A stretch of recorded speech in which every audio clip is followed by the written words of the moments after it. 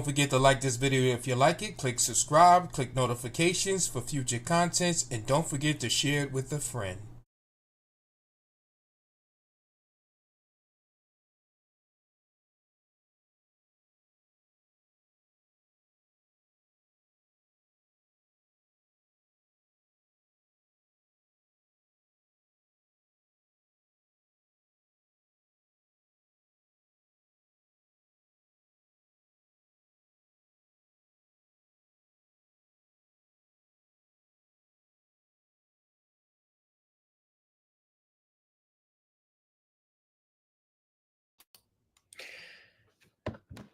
Shalom, shalom. Greetings, greetings, blessings, everyone. Blessings, blessings. Oh man, I'm about to say Shabbat, Shabbat, shalom. Welcome to Masculinity Monday. I'm fixing my screen. I don't have my screen set up. Expressed.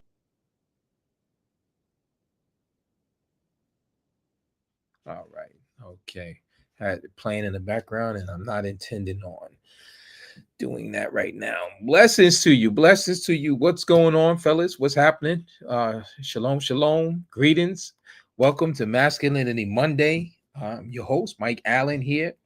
Digging in the word. This is Masculinity Monday. This is our man cave where we discuss topics that are near and dear to us as men. Deal with the issues, current events, scriptural, uh, uh, theological topics, right? Topics that are about patriarchy, biblical polygyny, and the like.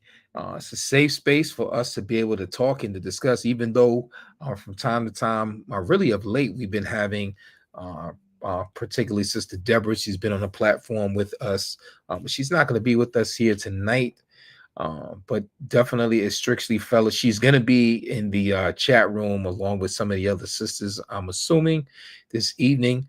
But we have a good topic tonight, and I want to bring my brothers on so that we can.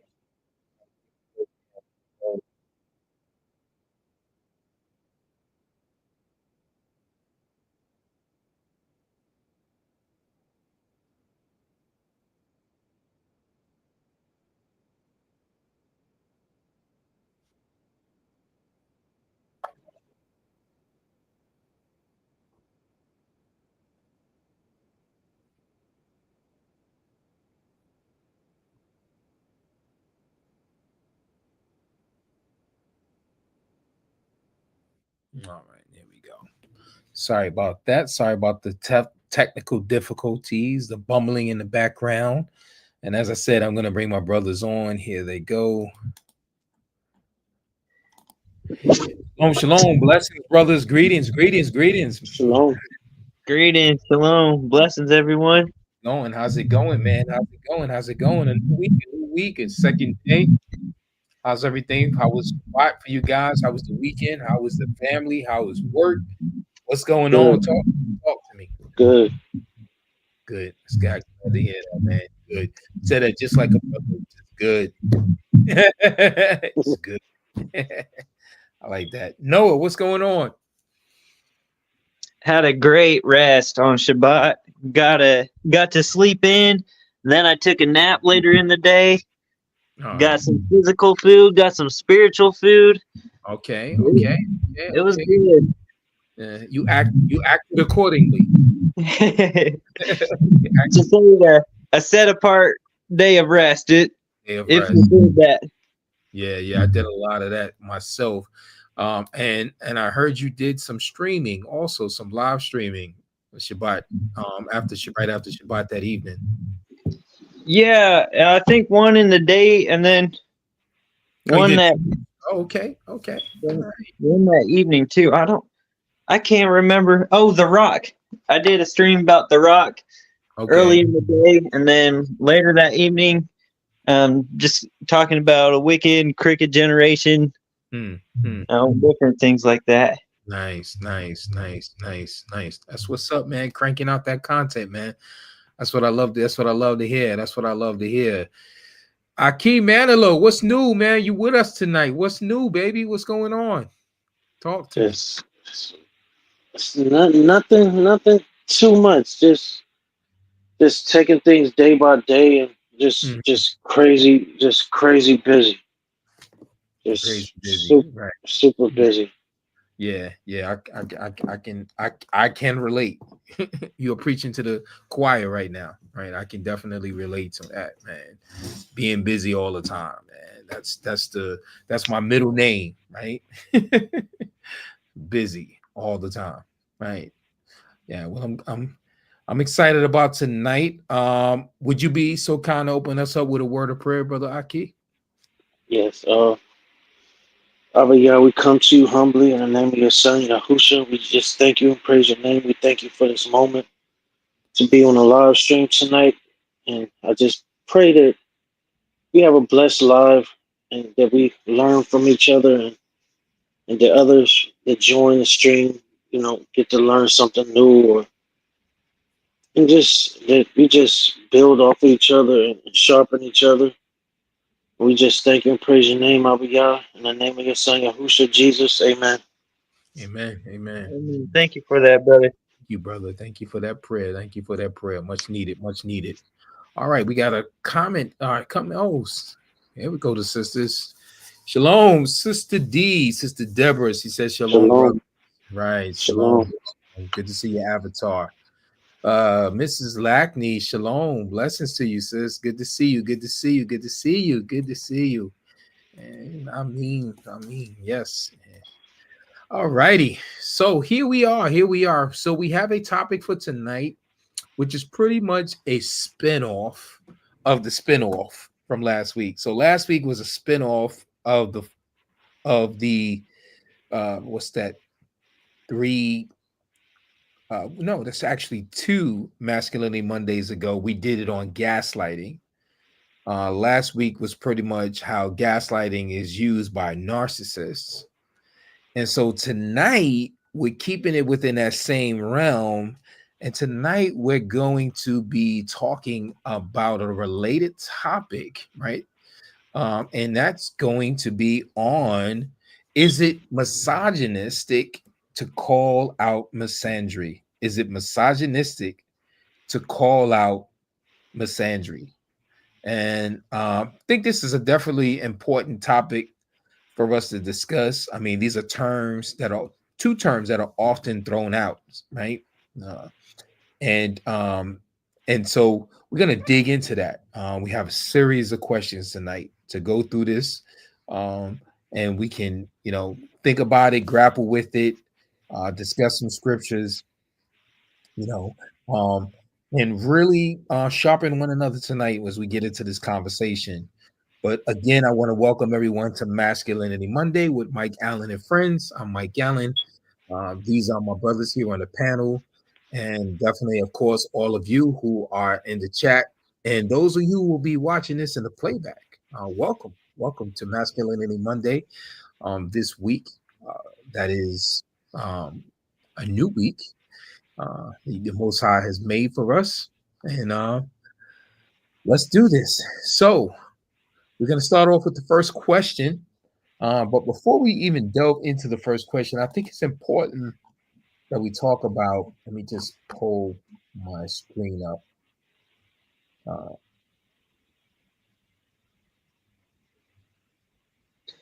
Maybe you're going there, but are you going to define it real quick? Sure, definitely. But I just wanted to really talk about the main discussion prompt, and that is every time a man stands up, and this is what calls for this topic tonight. Every time a man stands up, walks in his Yah-given authority, or corrects disrespect, he's hit with labels like misogynist, toxic, or abusive. And the question is why? Before we even delve into defining the terms, why is he labeled a misogynist or misogynistic, toxic, or abusive? Whenever he stands up, he rises up in his masculinity. He seeks to be patriarchal. He seeks to take a lead, and he's correcting, right, disrespect, right, or setting the order or setting the tone. Why is it that he's hit with these labels? Misogynist, toxic, or abusive? What do you guys say? Well, I would say is because modern culture is saturated in matriarchy. That, it's like women are put on a pedestal today. Mm-hmm. Mm-hmm. Yeah. Okay. And so because they're on a pedestal, how does that connect or relate to him being called a misogynist, toxic, or abusive? Why? Why, why is it? Why does that?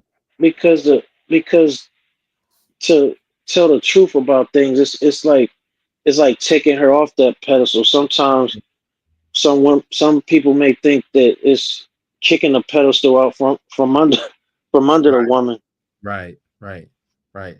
So it's sort of like deposing or removing her from her high level that she's been placed on, as you said, right? Her pedestal, um her grandstand stage, right? That she's on. She's her elevation, right? She's now being humbled, and so now that's a problem, right? Would you agree with that, brother Noah? I don't know. He probably stepped away from the mic. We got brother Tony. Shalom, brother Tony Smith. Blessings to you, brother. Good to see your avatar. And Mrs. Lackney says society will do anything to bring down patriarchy. Why is that, Mrs. Lackney? Why do you think that society would do anything to bring down patriarchy, even to the extent of labeling a man stepping in his patriarchal authority, correcting disrespect, standing up, right, taking the lead? Why is it being labeled as misogynism? Why is it being labeled as toxic? Why is it being labeled as abuse, Mrs. Lackney? Why does the society, why is it bent on wanting to bring down patriarchy, as you said? Brother Tony says, my wife says some women want to be in control and they don't want the man to stand in his right authority. Wow. Why is that? Why is it that some women want, they don't want the man to stand in his right authority? Do you think that the women do not want men to stand in their right authority would want a man to protect them? Do you think that they would want a man to come to their honor and to protect their dignity? Right? Mrs. Lackney says, my opinion, if the woman is in control, there is chaos. With patriarchy, there is shalom. That'll preach, right? That'll definitely preach. Yeah, brother Tony says because some women want to be the head of the house. Yeah, definitely. Right about that. They want to be the head of the house. Why do they want to be the head of the house, brother Manilo? Because they want to usurp the authority of a man. They don't they and even for them to want that authority. I'm not sure if they want the man's protection. A lot of women say they do, but when a man wants to protect a woman, he calls her controlling. Right. She calls him controlling. Right. So if a man, let's present a scenario. Mrs. Lackney said the Hasatan is the master of chaos. Yeah, that's a very good reason as to why, right? But just let's take a scenario, for instance, 2 a.m. in the morning, right? A woman has a man there who has these feelings that we're talking about here. She doesn't want to be protected. Um, if she hears thumping at night, is she's going to be the first one you think that is going to be willing to go check it out when she had a man sitting there? Would she be She willing to would she be wanting to call the police? Right? If there's a fire, would she call the fire department? Right? yeah If she needs to be carried out of a burning building, would she want a 4'11" woman that weighs 119 pounds soaking wet to carry her to safety? Is that what she want? And she herself may be weighing 165, 170 pounds. Is that what she want? No. Sister Call for Wisdom says, woman stated the Cold War against men. Oh, women started the Cold War against men. Yeah, and it's very cold. It's cold outside. Yeah. Brother Tony says they really don't respect men. I agree with that. I think it's hard out here for a man. It's hard out here for a brother. Right? What do you guys say? Would you say that it's hard out here for a brother? Right? Yeah. Yeah, it is. It is, right? It is. It is. And it shouldn't be. It shouldn't be. It's not the way I don't believe that the Father intended for this to be. But here's the next question. What's the modern definition of misogyny? And who defines it?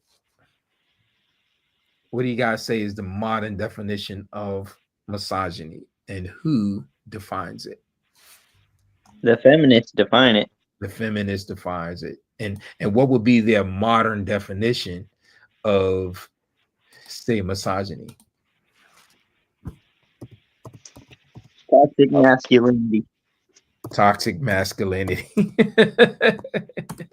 Toxic masculinity. Wow. So here's a fair question, brother Aki. Is it possible that misogyny can come from an energy that's not necessarily masculine? Is it possible for another woman to be misogynistic towards another woman? I think it's possible. It's possible, right? But we got to get to the bottom of what this word actually means. Anybody in the comment section? What does misogyny mean? What's the modern definition? Well, I think we pretty much, it's been stated on the panel. What's the modern definition, right? That toxic masculinity, brother Aki says. Is there anything more you guys want to add to what would be considered misogyny today?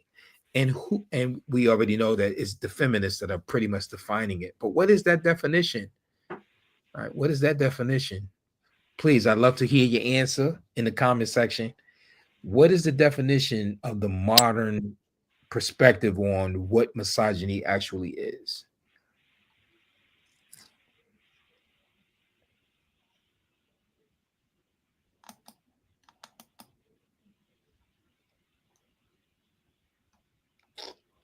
I'm going to share a screen. Okay.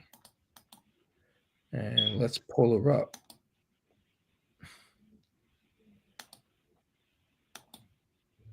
All right, so it's not sharing. Let me stop and present again. Here we go. Here's a Google search, right?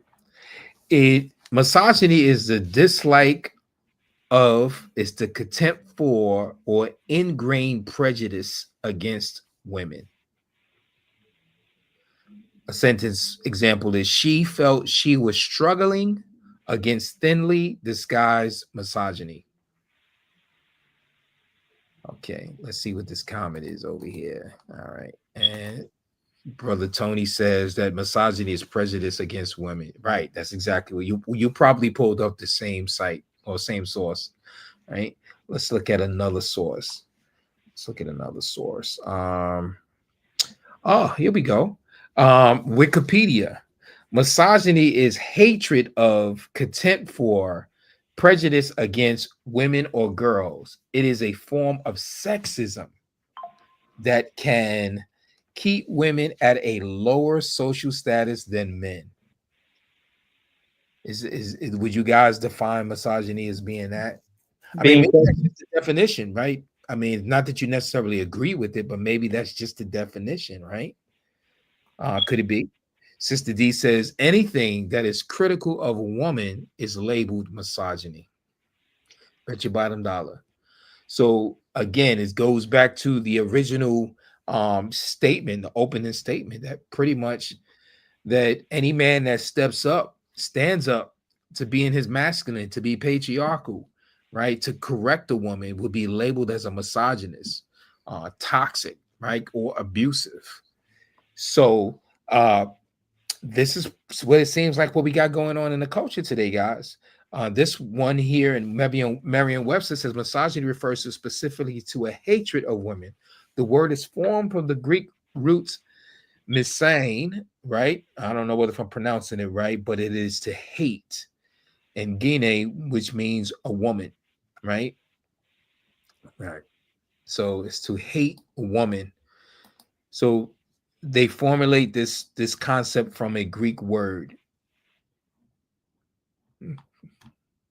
Okay. All right. Good. All right. I guess we can pull out of there and let's take it back and get to our next question.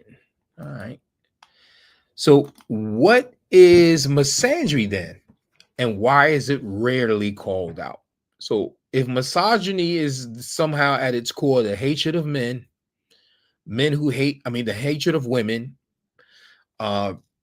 it's male toxic abuse towards women, it's men wanting to subject women to a lower status, right? So if that's what misogyny is, then what is misandry, right?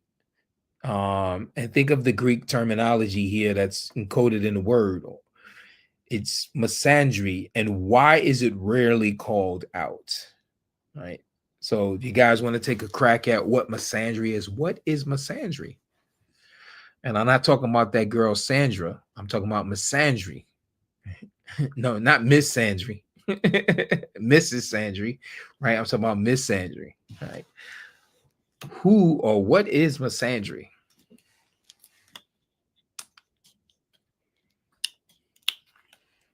Anybody in the comment section want to take a snub at it before we go forward?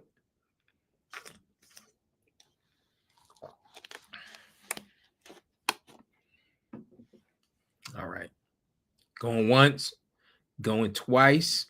I guess they're taking time Googling it, trying to get a Google definition. All right, Heckle one coming in. About to say, I'm going to have to Google it. Sounds like the antithesis, the opposite. It's the prejudice against men, misandry. All right, now, why do you say that, Brother Tony? Why would you say that misandry when it sounds like a woman, misandry, right? Why would you say that the word that sounds like a woman, like you're calling a woman, a specific woman named Sandry, that it would be prejudice against men? What does that word mean?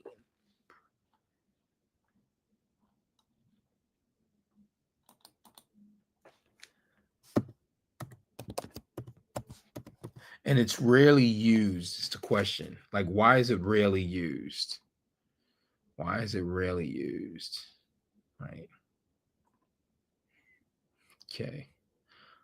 I'm gonna pull up the screen here, switch viewership. Misandry. It is, according to Oxford, it is the dislike of contempt for ingrained prejudice against men. Okay, i.e. the male sex, poorly disguised misandry. So here you see it's the complete opposite of misogyny. But let's go back to the question, guys. Let's go back to the question. The question is, or was, what is misandry and why is it rarely called out? So if misogyny is the hatred and a dislike towards women, and misandry is the hatred and a dislike towards men, okay, well then why is misandry rarely called out in our society today? Why is it rarely called out? The gender wars, it's kind of put on the back burner. The the feelings of man, or the importance of the male, right? And then the woman has been so hyped up to be like brother said, on a pedestal. Does it almost sound as though that there's an agenda against misandry more so than misogyny more than it is towards misandry? Like there's a lack of concern or care about misandry, right? I mean, is there more men that exhibit hatred towards women than there are women that exhibit hatred towards men? What do you guys say about that? And I'm just thinking of that question right off the fly. In our modern society today, are we seeing more hatred in Western society towards women from men than we are seeing hatred towards men from women? What do you guys say?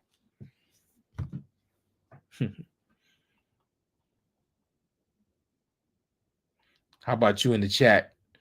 Are we seeing in our modern Western culture today more hatred towards men from women than women from men? What's more common? Is it the misogyny or is it the misandry? Which is more common in our Western culture today?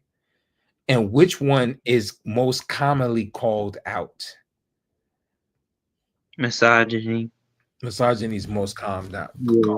right? And so which one is more common? Even though misogyny is mostly called out, is misogyny the one that is mostly happening? Is there more men being, how would you say, toxic towards women than there are women being toxic towards men in our modern Western culture today? No, more women being toxic towards the men. Mm. In a form of gaslighting too. In a form of gaslighting, as we just recently covered that topic, right? Yeah. Right. So, and on a sneak kind of a way, in a sly kind of a way, even though women are calling out and blaming men of misogyny, there is a greater occurrence of women being misandrous towards men, right? And Mrs. Lackney says there's more hatred towards men in our modern Western society today. Why is that? Why is that? Misandry is all over the media in the forms of commercials. Aha. Right.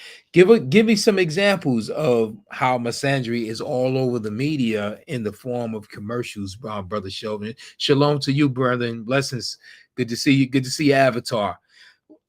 Give me some examples of how misandry is all over the media. Can you guys, any of you guys on the panel, that we see misandry all over the media, rather than misogyny all over the media, right? The Amazon commercials. Yeah, the Amazon commercials, right? Amazon commercials. How about sitcoms? Are sitcoms more favorable towards women than they are towards men? Is media marketing, like he mentions Amazon, is marketing, business marketing, advertisement, advertism more prone to be favorable towards women than they are to men, right? Mrs. Lackney says, almost like the pot calling the kettle black, trying to keep negative thoughts away from women and put on men. Yes, very interesting, right? Accusing men of being misogynist while at the same time the accusation is misandrous. The accusation in and of itself is a matter. And the reason why they're accusing men of this is because they don't want men to be men. They don't want men to be what they are, what is their created design to be. They don't want men to step up and be what the Most High has created them to be. I think the most hateful thing that anyone can do to another human being is to deprive them of being what the Most High wants them to be. Do you guys agree with that statement? The most hateful thing that anyone can do, whether male or female, male to male, female to female, right? The most hateful thing that a person can do to another human being is to deprive them of the very thing that the Most High intended for them to be. Do you agree? Put a number one. Put a number one in the chat. Put a number one in the chat. And so, Shalom, Pastor Rufus, servants of Yah. He says, I think the hatred comes from men and their lack of accountability and unwillingness to accept responsibility.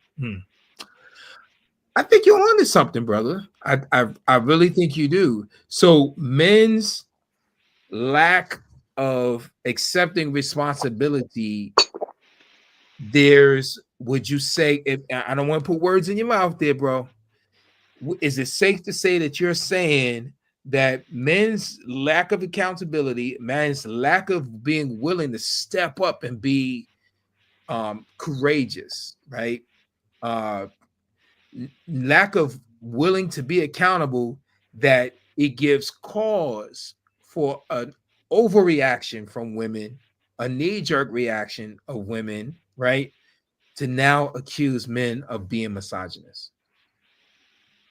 So in other words, is there a sort of a justification? So okay, here's the question. Based on what you said, I think that's a very good point that you raised, brother. When a man does not step up in his masculine, is his lack of accountability in and of itself misogynistic? Catch the question? The guys on the panel? When a man would. doesn't step up and be patriarchal and be masculine and take the lead, right, and be accountable, right, be responsible, is that in and of itself an act of misandry? What do you guys say? Misandry?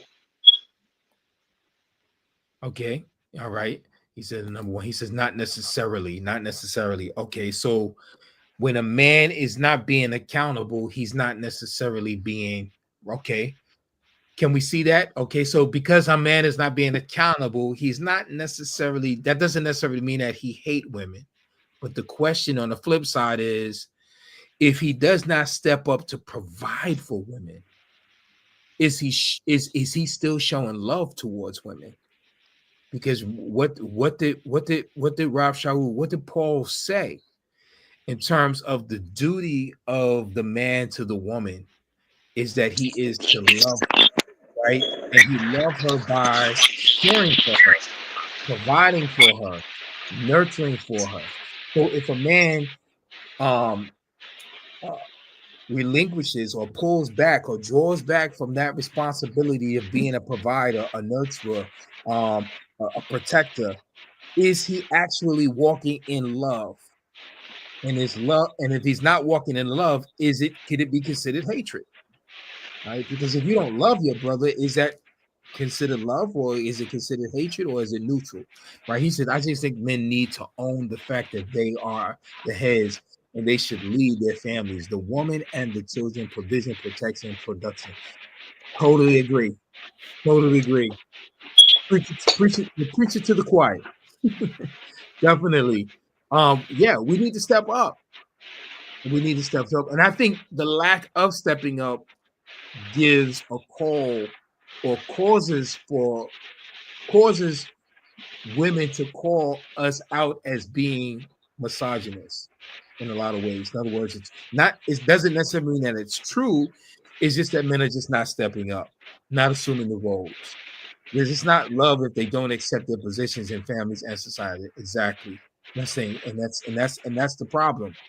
We're not stepping up, providing, protecting, producing, right, and leading our families, but yet we want to say that we are actually loving, right? That's kind of contradictory, right? Kind of contradictory, I would say. All right, so what's the next question? What's the next question?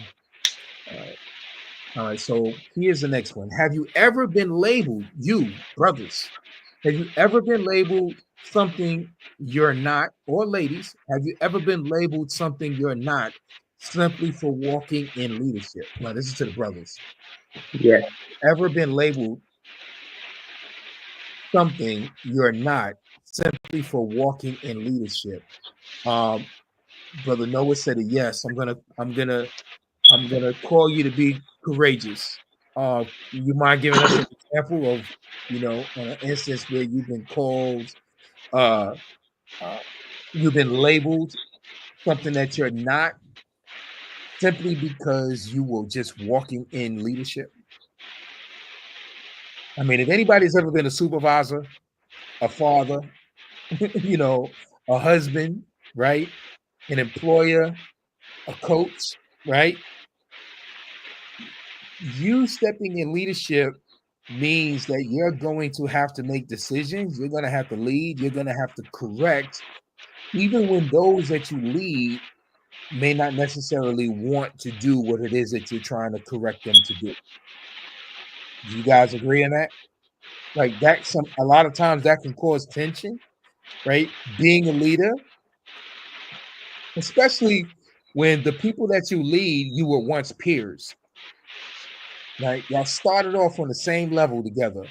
Now you got a leadership position above them, and now you're accountable to them to being a servant leader towards them. And now you're trying to lead them and you're trying to monitor them as a leader, correct them if need be, and you get pushback. They don't like it for some reason. Go ahead, brother. Aki, would you mind muting your mic? There's a lot of static and like a high pitched noise going on. Yeah. When there you go. Thanks. Yeah, when you're not, I heard it, but then I just kind of like ignored it. Yeah, whenever you're not speaking, just mute it. When you want to talk, just put the mic back on. Okay, brother Aki?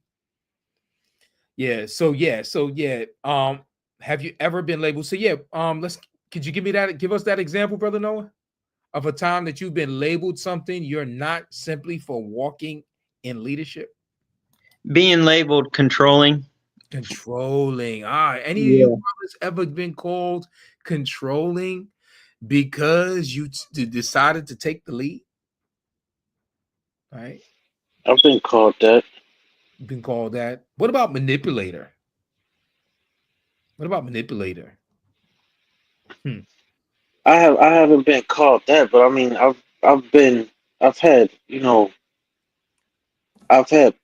pushback, just over the way that I choose to lead my family, even if it had nothing to do with that person. The person on the Yeah, outside. yeah. That can happen because a lot of people may think that you are controlling in that regard, right? And you're being a little too excessive, right? You're being come on, Aki, you're too dramatic here, Manilow. Yeah, but go ahead. I'll even say to an extent, I will say to an extent, I am controlling. I mean, I want to lead my household. Here's a question: how do you lead without control? Exactly.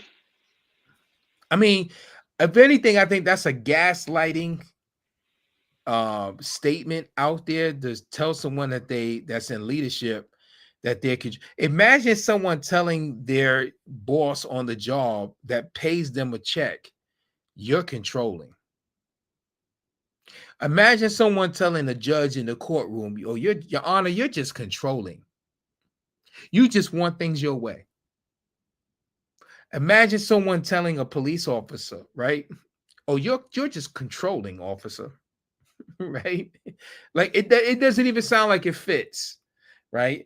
Brother Rufus says love is a verb in action word. Indeed it is. And he says, yes, absolutely. I have been mislabeled. Yes. Yeah, we've all been. Yeah, I'm part of that camp, that fraternity. Prideful, arrogant, selfish, lack of understanding, insensitive, not caring, controlling, etc. And the list continues, right? And yes, manipulative. Yes, I've been called that as well, right? He said you can lead by example without controlling. Free will gives them the option to follow in certain situations. That's interesting. Tree of the Field says, I was also labeled corrupt when I came to Toro and expected my family to follow after. Yeah. I've gotten it extreme. Corrupting you. Right. Especially when the holiday thing came. Don't take my Christmas. You taking my Christmas? Oh no, I love to eat. Not my Thanksgiving. Birthdays too. Yeah, those were some interesting conversations. Brother Sheldon says women are 80% of the consumer base, adds pander to women portraying men as hapless. Yes. Which subconsciously makes her bristle at the notion submitting the male authority to control the home's finances. Yes, it does. And Treater Philly says crazy. Brother, no. Yeah, for sure. Indeed. I like that. Let's shoot to the next one. All right. So here's the next one. Can a man be confident, assertive, and corrective without being abusive? Is it possible? Can you be confident, assertive, right? Don't back down. Be sure, be firm, right? Be corrective. Hey, you don't need to, I don't think you should be doing that. This is what I need you to do. I need you to do this over here. You're not doing that right. Look. Come in, let's step back, and I need you to do this over again. Is being corrective abusive? Is being assertive abusive? Is being confident necessarily abusive? That's this question. I think these questions are very important because it's really enabling us to peel back the attacks that are coming from today's title. Is it misogynistic to call out misandry, right?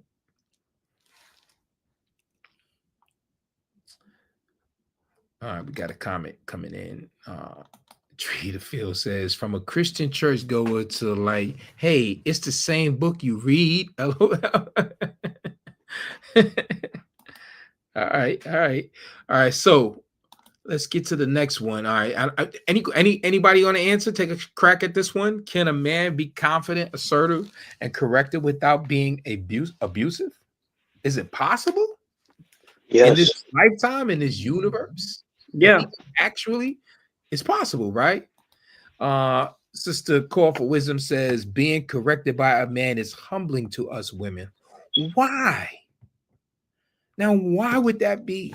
Why would it be humbling for a woman to be corrected by a man, right? A man. Why would it be humbling? It shows authority and headship. It shows authority and headship. It establishes the roles. You know, the different hierarchies. Right. Is it triggering? Does it trigger something? Yeah. When a woman Jealousy. is jealousy, right? Wanting the man's position. Man's position, not liking the fact that, knowing in her Noah, on the table of her heart, that she's really supposed to subject herself, but there's something in her flesh that really doesn't want to do that, right? Knowing that he shall rule over you. Yes. This is a good part. This is a good point right here. Brother Rupert says, I think all correction should be humbling. We should. Yeah. I mean, at the end of the day, like when Yah corrects Israel, right? When he corrects his people, is it not humbling? I mean, just think in the manner of how he does it. Mrs. Lackney says women need correction for their man. Oh, from their man. Yeah, I agree. They need it. And I believe that, is it safe to say, Mrs. Lackney, that a lot of the problems that women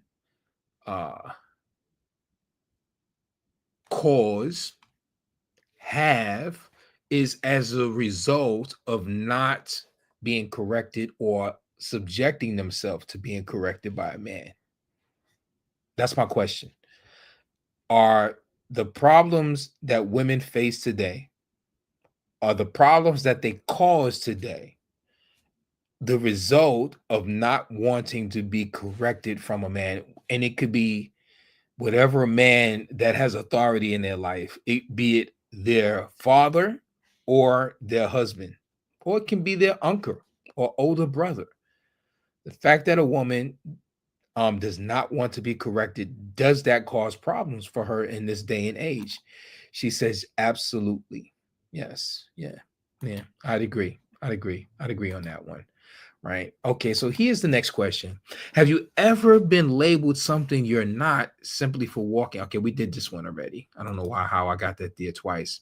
All right, so let's look at some more videos. Let's take you to the one wolf. Let's take you to the videos. All right. Okay.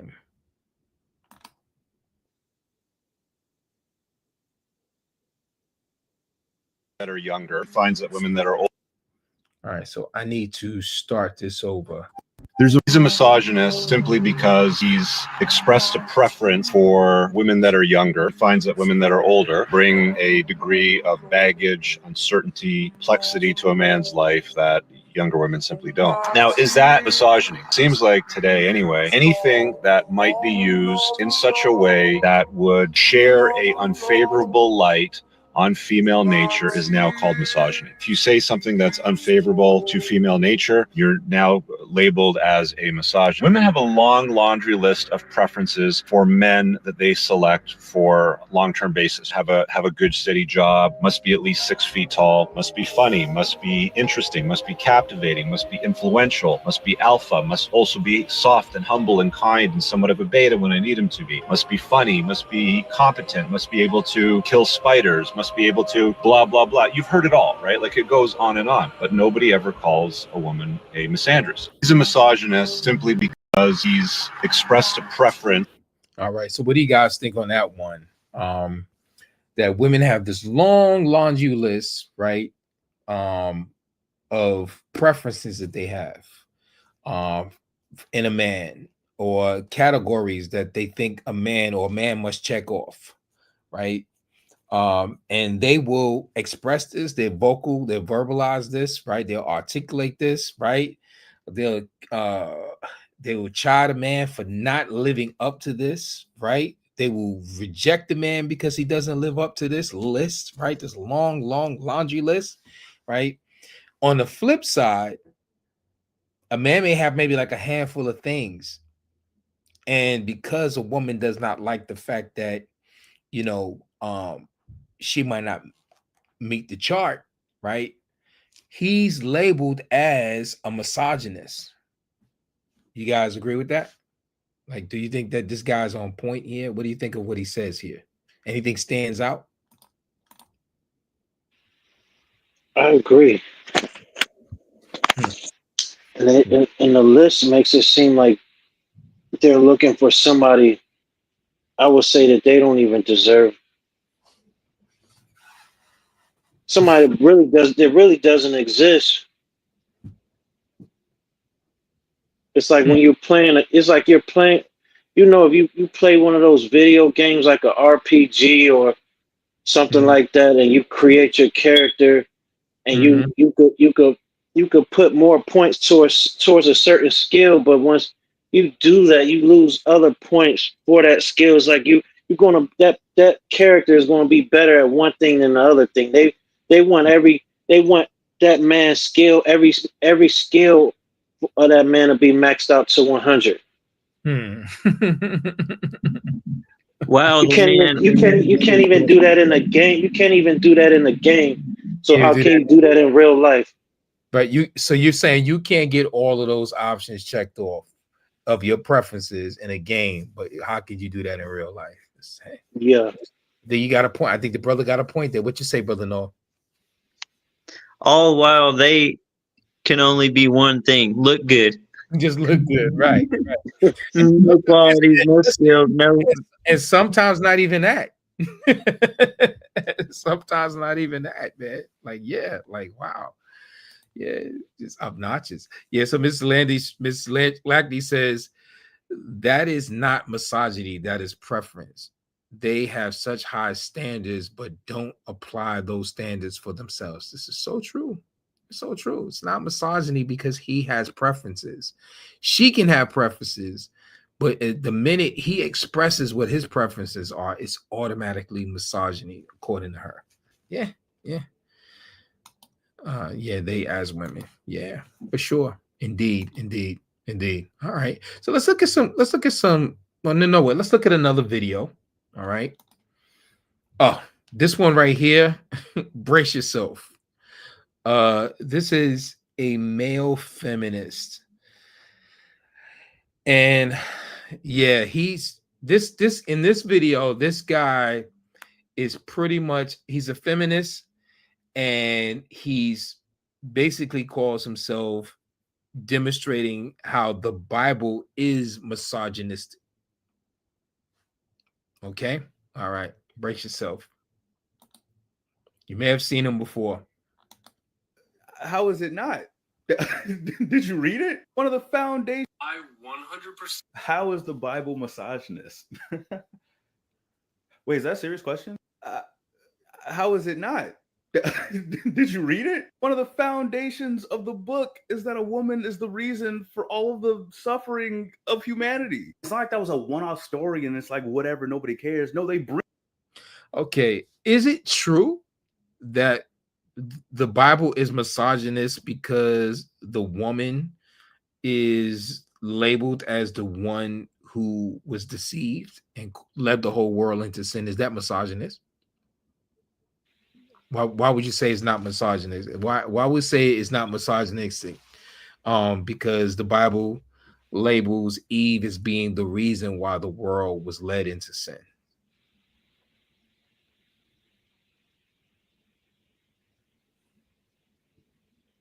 I would say it's not it's not, even though somebody, it's easy to say it is, because just because, I mean, it's true, but that doesn't mean that the Bible is being prejudiced against women. It's just, I mean, that's what actually happened. So that doesn't mean that the Right. Bible is being prejudiced just because that's what happened.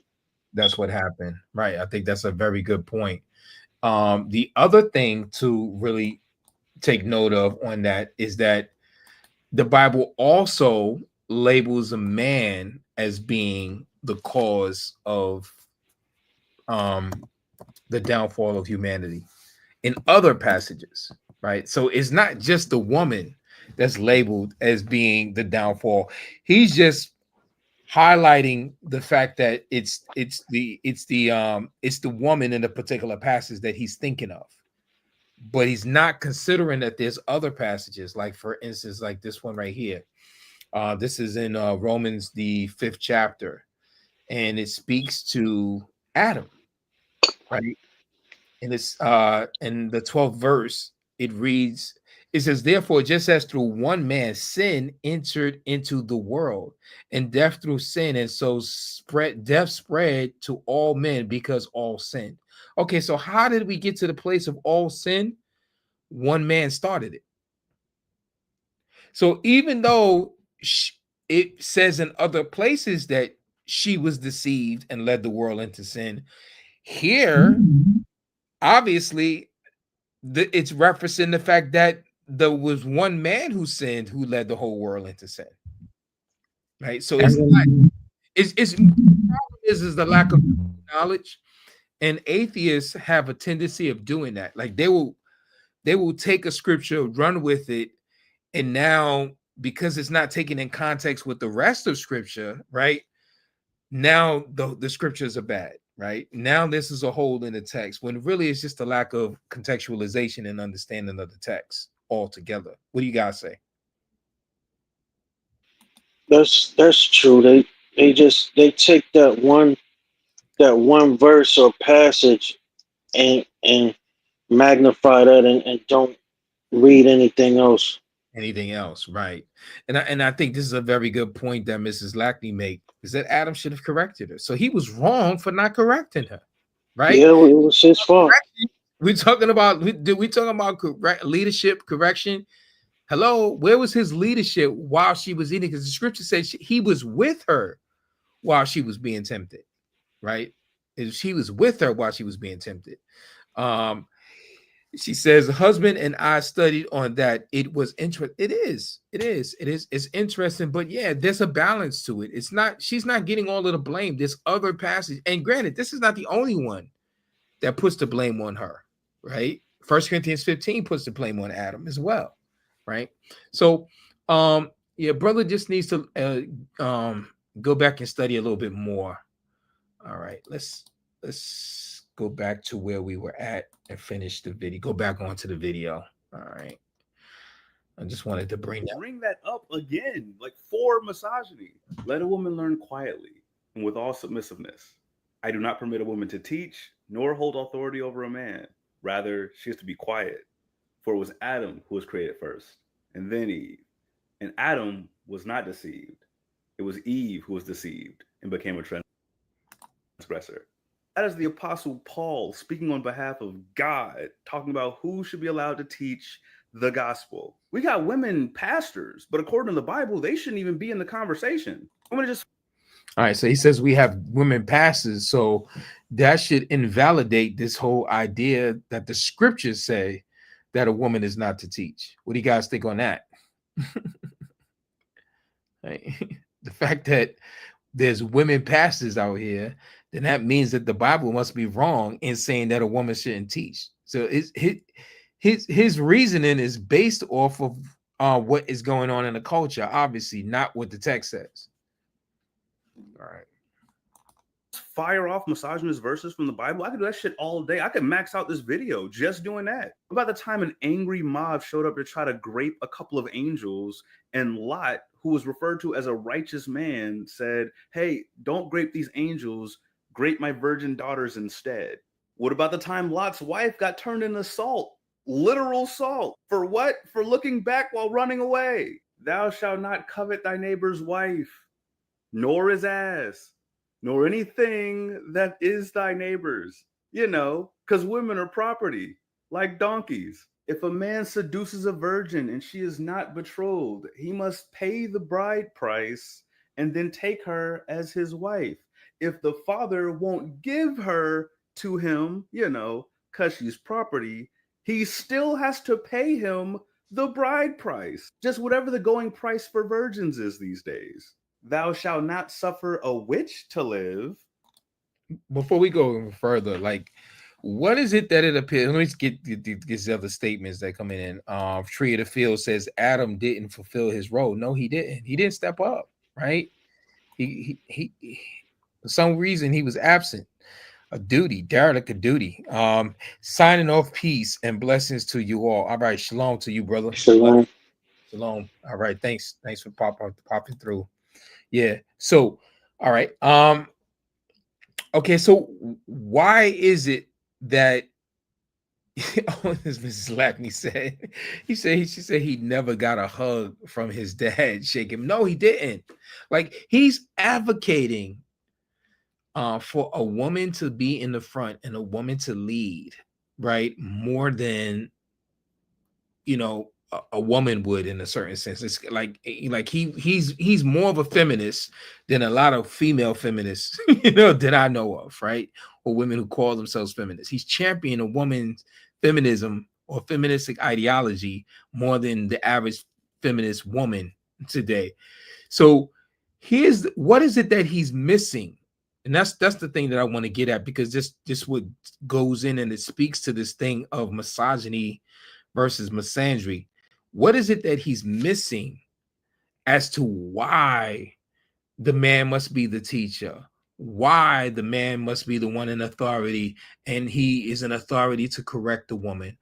Why is the woman the man's property? What is it that he's missing that is leading him to think that a woman shouldn't be a man's property? A woman shouldn't be corrected by a man. A woman shouldn't be led by a man. A woman, was deceived as a text. What is it that he's missing that's causing him to think like this? Talk to me, guys. Talk to me. All right. JTOA, shalom, blessings to you. He said everything that God said, he doesn't realize the responsibility was still on the man. Exactly. That's the reason why Romans 5 makes that point. Even notice their eyes didn't open until when? When did the man and the woman's eyes opened after eating the fruit that they were not supposed to eat? When Adam ate. When Adam ate. Because Adam was the one. And who did Yah call? Did he call Eve? No. No. And who named Eve? Adam. Right. So what Paul says that there's an order to which Eve was created, and that was for a reason. And the whole reason why she was created in the first place. Why was she created? His missing God. Yes, he is definitely missing God's order. Strange terms. He's definitely missing it. Yes. So why was he created before the woman? Why was Adam created with a woman? That this misandrous dude is missing. Like, why was the one man created before the woman as it relates to this topic tonight? Because she was created, was it not, for his needs? When y'all first mentioned a woman, what was the context and why he even first mentioned this idea of making a woman? It was because the man was alone and that the man needed help, and he needed a helper that would be suitable for him. So the very first mention of this woman was so that she can assist the man, she can help him. That's the purpose. And so if you miss that, then you're going to miss every subsequent passage there after that talks about her being corrected by the man, her being subjected to the man's authority, she being the man's property. You're going to miss all of that. And so he's jumping around using a concordance or a search engine, and he's coming up with these passages, right? And he's isolating his understanding of these passages, not relating it to the larger context of scripture. And that's the reason why he's off here. He needs help, as somebody said earlier. He definitely needs help. All right, so let's finish it off. A lot of women died from that one, like thousands. According to the Bible, women are unclean after childbirth and need to go through a purification ritual to cleanse themselves. If her baby is male, she is unclean for 7 days and has to go through a 33-day purification. However, if the baby is born female, she is unclean for 14 days and has to go through a 66-day purification ritual. And the purification really is to help the woman. So he really doesn't even understand the science behind it. And not only does she have to go through a purification, whatever this man's semen touches, he has to, if it touches him, he has to go through a purification, right? And so what was the purpose of these purification laws written and coded into the Torah? It is for our benefit. That's the reason why it's there. No different than staying away from unclean foods. Like, there's a purpose to all of this. Right, but he's missing it. Strange Time says, I do believe this is where the gender war stems from. Feminist women envy the position of men like the devil envy the position of humanity. Exactly. And not only that, you have men champion feminism, right? You have women are becoming emboldened because men like this are making political decisions and giving the platform and creating platforms and cheerleading this stuff on, right? It's men like this that are doing that. What do you say, Aki? I agree. Mm-hmm. I agree. Mm-hmm. They seem to have they seem to have a louder voice. Mm-hmm. Mm-hmm. Mm-hmm. But how do they even get that voice? Like, we talk about this. Like, how does a woman even get to put a suit on, get in a car, wake up in a house, in a bed, take a shower, get in a car? No, let me run it back. How does she wake up in a bed that a man more than likely manufactured? How does she put on clothes that were likely manufactured by machines that a man engineered? How does she not take a shower that has a faucet system, right? That the man designed the infrastructure of the plumbing and put the pipes inside there, did the heavy lifting. How does she not get into a vehicle, right, that was engineered by the man? Because by and large, most engineers, probably at 90-95%, are men, right? You know, um, and how does she get to a job to get behind the desk if men didn't create policies that allowed her to sit in a position of authority behind the desk in the office?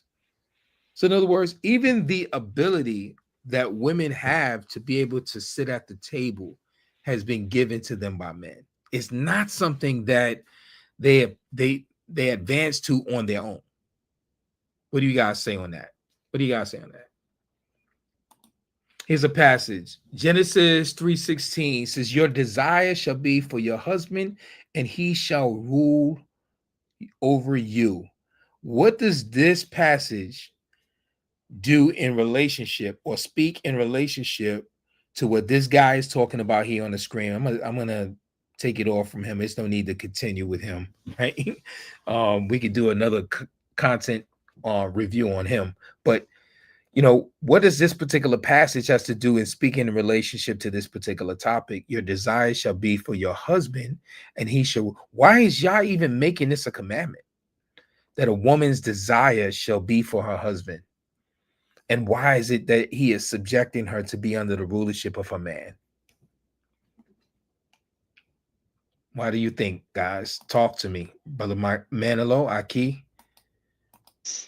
Does that mean that she shall desire him, or she will desire his position?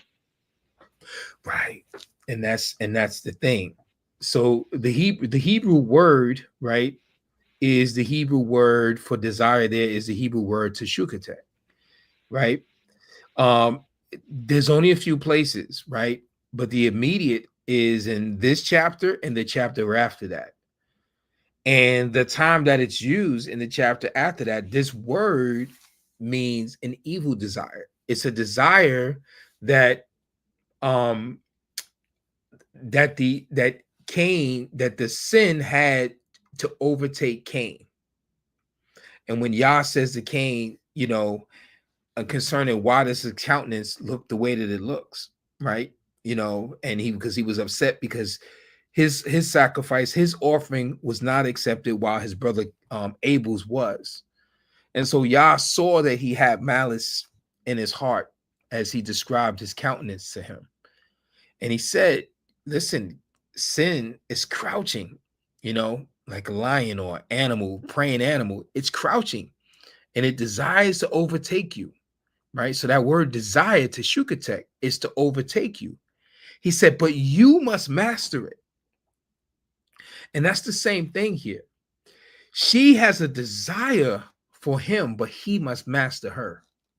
It's the same context that's given here in chapter 3, right? When this particular verse is used.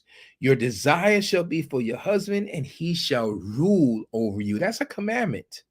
That's not an opinion. That's not an invitation. That's not a request. That's a commandment, right? You must be in subjection to him, right? It's a symbolism of order. This word, please elaborate on that. I can't remember of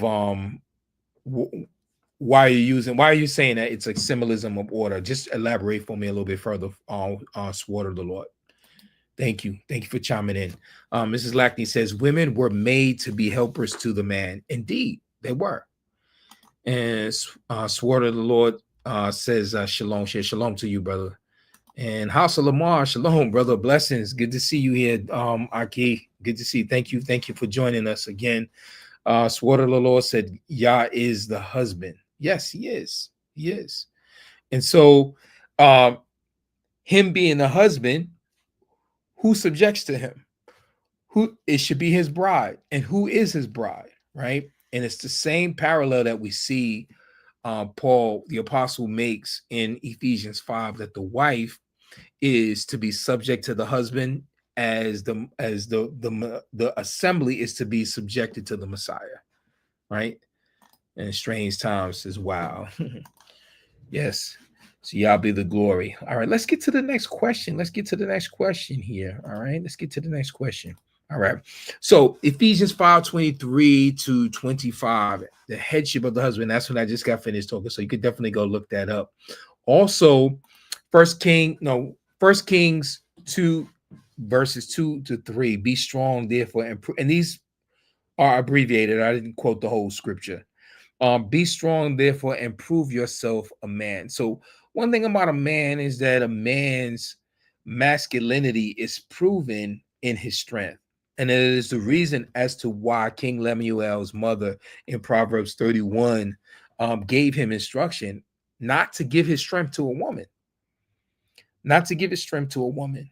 Why? Because in giving his strength, the implication in the next verse down is that this is what destroys kings, right? It literally destroys kings by giving his strength to a woman. That's the capability of a man giving him strength to a woman, right? So much can be there are nations that do not exist today because men have given their strength to women. Kings who have went to war over a woman, right? We see this in the Battle of Troy, right? With Troy and the what's the other Greek? The Battle of Troy, and what's the other one? I forget their name. Somebody help me out. But when they gave the Trojans, right? What happened? They it was over a woman, right? That's the story. That's the backstory. It was over a woman, right? So you literally have nations that do not exist today because of a woman, right? All right. So Proverbs 27, 5-6, open rebuke versus hidden love. And that's key. Like, this goes back to what we said earlier, right? That if a man corrects a woman, if he rebukes a woman, is it misogyny? Is it hatred? Right? Aki, what did we say? Is it hatred necessarily because a man corrects a woman? Right? Does it mean No. he doesn't love her? Right? So the implication here is that it is an act of love for him to correct it, because Yah corrects and chastens those whom he loves. Right? Does he not? Does he not? Got another comment. And it was the Spartans. Thank you, Mrs. Lackney. It was the Spartans and the Trojans, right? And that was over the feud of a woman, right? A man not controlling his temptations, his lusts, right? So, all right, so here we go. Is biblical patriarchy then being mislabeled as misogyny? So, based on what we said so far, is biblical patriarchy then mislabeled as misogyny? What do you guys say? Do you think that people or women generally, or certainly this guy in this video that we just watched, right? Would he, because he's talking about biblical patriarchy, he's just not using the word, but is he mislabeling it as misogyny, as men having hatred towards women? I mean, the scriptures that he quoted, do they necessarily equate to men hating women? Right? Is that what's going on? Talk to me, folks. Talk to me. You got something you want to chime in, brother Aki? I wanted to just say, like, the verse that says, "Do not give strength to a woman." That somebody might think that's misogyny, but I would say that's even good for a woman, because if you think about it, that's even that in some cases that's better for a woman. That's healthier for her, because like you have men that gave their strength to a woman, and some of those guys were abusive to her. Some of them murdered a woman because they give their strength to a woman. I mean, we can sort of like speculate on the what's not spoken in the past. It's not saying that this is necessarily what happened or what took place, right? But when you think of Jericho, right? Joshua sends the spies in, right? And the spies are hidden by Rahab the harlot, right? And after she hides them and she sends them in the opposite direction, right? And the men of the city the leaders of the city, they come to her and they ask her, did she see these men, right? They took her word, right? They trusted her, right? They trusted her. But think about what their trust led for them. Not that they was going to have any chance, even if they didn't, take a word, but just think about the sequence of it here, right? They took her word, the spies got away, and then the opposing nation came in and smashed them, right? So in that instance, they gave their strength to her in a certain sense. They just listened to what, like, they could have sent men in opposite directions. So just because she saw the men go in a certain direction, that doesn't mean that they didn't take a double take and come back. They didn't double back, right? that could have happened. So, why take the chance of just listening to what she says? So obviously she said that she seen them go a particular way. So that means that they were spotted. She spotted them, right? Okay, spread out. Why just rely totally on what this woman says? Because how do we know that she's not helping them, right? and so they actually put their trust. Maybe these were some of the men that she serviced as a prostitute, right? Think about it like it. I know I'm thinking deeper into the text, right? But could that be possible? Right, that they've had a certain level of confidence in her, right? That and that happens so much. Like, men put so much, we as men oftentimes put so much confidence in a woman, and it leads to a downfall. And I just want to go to Proverbs 31, and I want to highlight this point. I mentioned it earlier, but I think it's worth us noting, right? And actually going to the passage and letting the passage speak for itself, right? In Proverbs 31.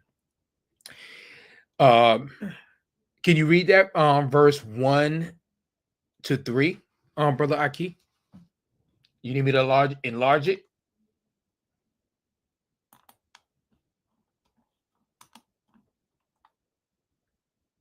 Can you see it?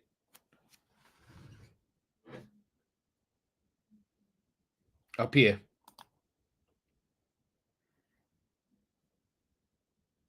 Well, now I was muted. My bad. Okay. The words of King Lemuel, the oracle which his mother taught him. What, O my son, and what, O son of my womb, and what, O son of my vows? Do not give your strength to women or your ways to that which destroys kings. All right. So again, what is she implying here are ways that destroys kings?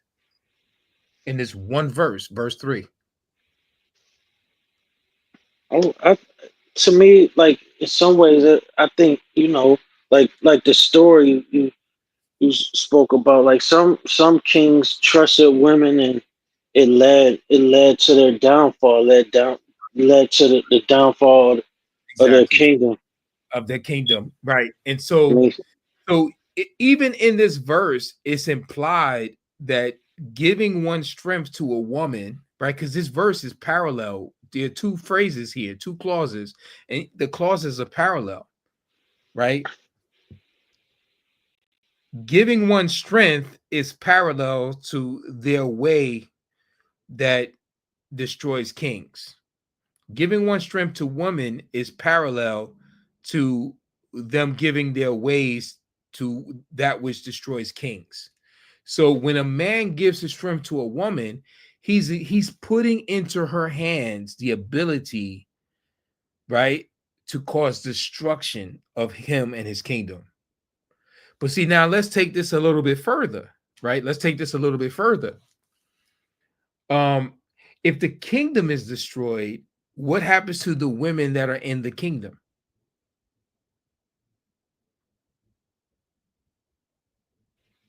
they fall too. They fall too. So this goes back to the question earlier. Does it benefit women to have men who do not give them their strength, right? Particularly kings, and men who even go as far as to correct the women? Because if the man is the one that's in position that's keeping the kingdom safe, who is being saved? Who is being protected in the kingdom? would be the women. The women are being protected. That's just like the man of the house is protected. Like we talked about, and I mentioned, I think this was last week, when women dress provocatively and they want to go out with their man, right? They want to go out with their man scantily dressed, right? And everything hanging out. And there's a good chance that they're going to walk past other men. And sometimes men can be very disrespectful, right? So, what position is a woman putting her man in if she's walking down the street with him and someone disrespects her honor, right? Even though she's not carrying herself in an honorable way, right? But what position is she putting her man in if someone disrespects her in the street or makes a gesture or goes to touch her, right? And her man is there. What is she, number one, going to be looking for him to do? And what position is she actually putting him in by doing that, by carrying herself that way? Talk to me. He'll have to protect her, but it's putting him in danger. Yes, right. And he could, what could possibly happen to him in protecting her honor? He can kill him or go to jail, or that guy could kill him. Him or injure him, right? Or he'd be in a hospital, right? All Yeah. because she put him in a position of destroying his kingdom, right? All because she put him in a position of destroying him, right? And granted, it could have very well, it could go so bad that the man may have other men there. There may be several men there. So they might, you got some guys that are so evil to the point and wicked, and they're thinking they'll jump the guy and they'll assault the woman in front of the man. So now she's getting assaulted, right, in front of her man, and he has to watch, right? Because this is how low men can get in this world, right? Why? Because she just had to wear that outfit. She just had to let it hang out. And this is the danger that women actually put men in. They actually provoke them by what they wear to have to put themselves at risk or in harm's way and actually risk getting destroyed. All right. We got some comments coming in. Let's get to these comments. Strange Time says Proverbs is full of it is. It's full of those gems. It corrects a man to act according. Exactly. Mrs. Lackney says, would Solomon's foreign wife leading his heart astray fall into that? Of course. Because he negated what the will of the Most High was. To not do what the Most High commands us to do is to give our strength. It wasn't that not the case with Adam? Yah says, because you listen to the voice of your woman, right? So the very reason why he was corrected was because he listened to the voice of his woman over the Most High. And that's exactly what Solomon did. You're correct. And Sister Call for Wisdom says, we women don't have the foresight to see the end result of all. No, not at all. Because, I mean, yeah, foresight in seeing that you're going to get some attention. Foresight to see that you're going to stir your man up to want to protect him, or you want to trigger him or get some sort of reaction from him. Yeah, you got foresight to see you're going to cause that, but not to really see. That's like kids playing with matches. They playing with matches and they're around the curtains and the furnishings and the sheets in the house, and they playing with the matches and not having the foresight to see that this can literally start a fire, right? Strange Time says, I think King Solomon serves both cautionary tale. When a man gives his strength to women, he ends up worshiping the women, indeed, and neglects to worship Most High. Yes, definitely. Right on, brother. He says women should have been worshiping him, the Most High, that is, for sure, and bowing to him in that sense. In other words, the word worship means to bow, right? You know, a woman should be deeming her man as being her Lord, right? She should be submitting herself to his rulership, right? We don't think about putting you at harm. No, you don't. You don't. It's far from the mind. The most important thing is to get the attention and the power that comes with it. And see, that's the reason why the power in the hands of that's like putting power in the hands of a child. You don't give a 9-year-old a set of keys to drive the car, right? You don't. You just don't do that, right? Because that's a power that they just more than likely are not going to be able to be mature enough to handle, and it's just not fitting for them to take on that power. And so it's the same thing when you start talking about women stepping into a power that the Most High had never intended. He says, he shall rule over you, not you rule over him. They got to twist it. Mrs. Lackney, clap. Praise Yah. All right, so let's go a little bit further. All right. So what's the difference between righteous headship and domination? Now, this is a good one here. Let's get this one right. What's the difference between righteous headship and sheer plain old domination, guys? Talk to me. What's the difference between the two? Is there a difference? Righteous headship and domination? Or is domination a bad thing?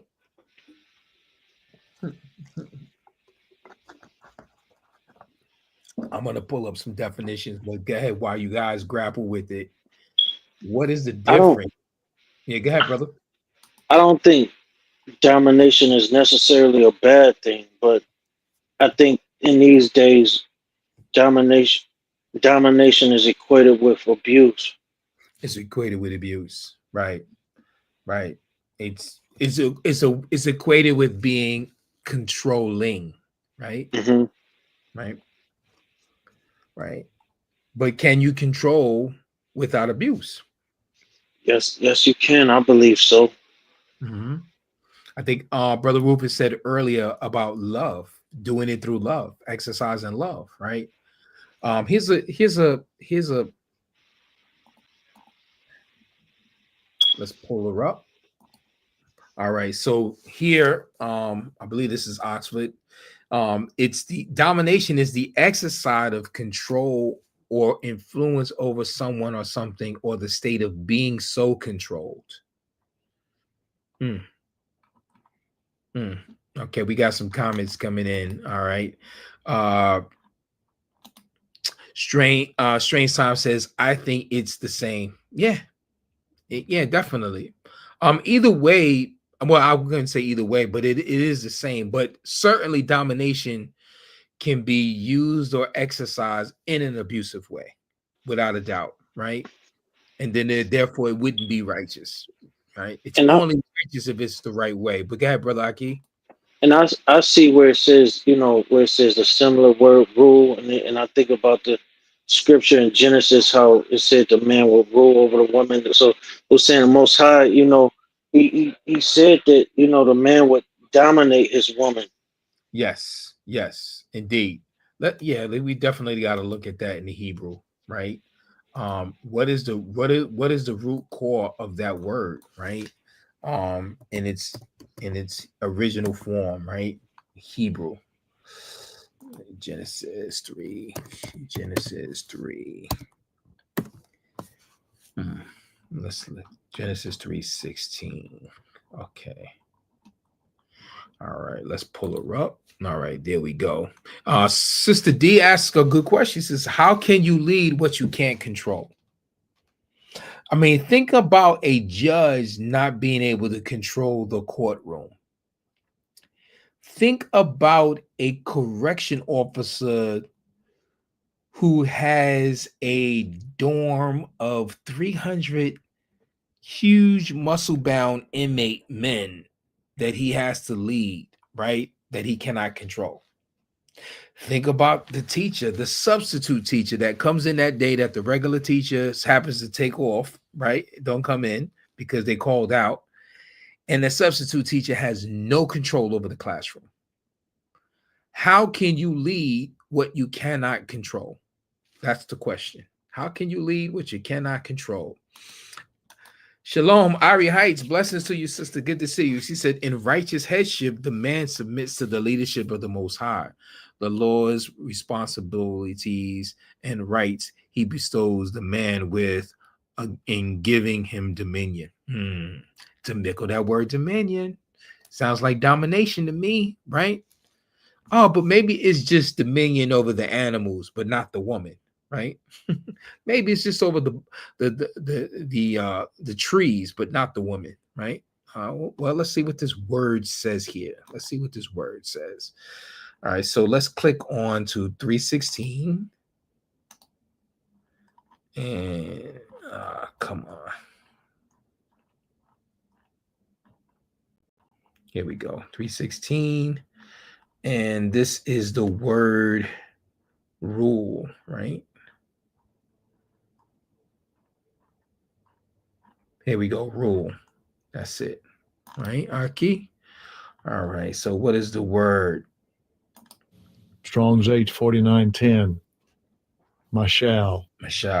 Mashal, Montana. All right. So here we go to rule. Heavens, the Murgatroyds. Look at some of the transliteration here. It is to rule. It is to have dominion. It is to reign like a king. Interesting. To exercise dominion. What? You dominating? Right?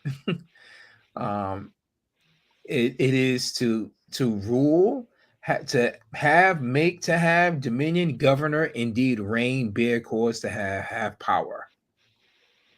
So the person that is rulership has the power, right? So Yah says that he's supposed to dominate over her. He's supposed to have power over her. Now, if this is something that Yah has established, is it a good or a bad thing? He says animal cruelty. Good one. Yeah, I mean, is it a bad thing? I mean, after all, the Most High said that that's what this is supposed to be, right? Is it a bad thing for men to dominate his women? Is it? No. Is it? No. Yeah. Right. All right. So again, going back to Ephesians 5:23, looks like it's repeating itself. All right, we did that already. Okay, you know what it is? I'm repeated the labels. That's another reason why it took so long. Okay, so this is the next one. How did Yah design authority to work between man and woman? If we're going to grapple and we're going to understand this word misogyny versus misandry, or is it misogynistic to call out misandry? Is it misogynistic to correct a woman?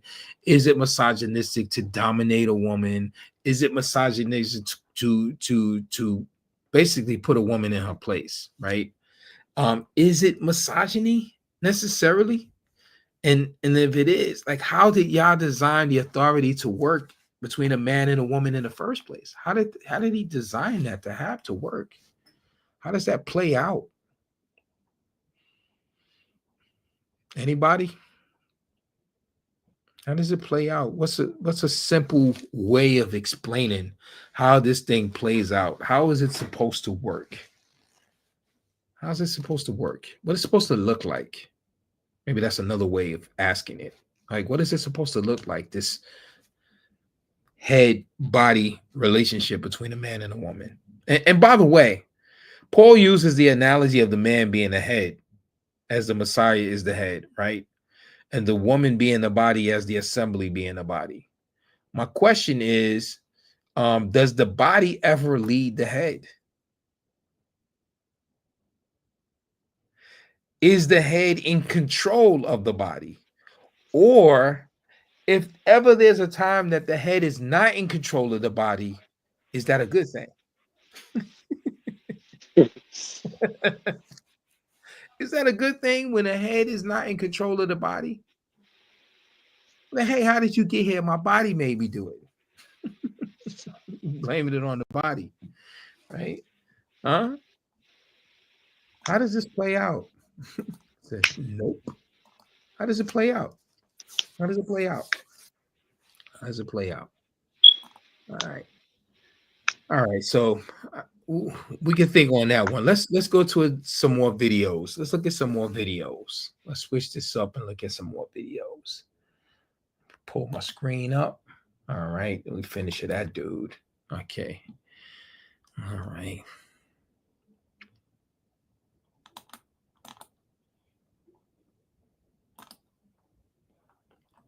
Charlemagne the God. Rap was based in so much misogyny. There's an abnormal amount of it. No, we're there now again. No, it's way back now. Yeah, That- there's a regression that's happening in response to our sexual liberation. I don't even know if it's sexual liberation. I don't think it's totally sexual. I just think in general we have. I think financial liberation is actually more offensive to them than the sexual liberation. Men don't mind us being hoes. They mind us being able to pay our bills without them.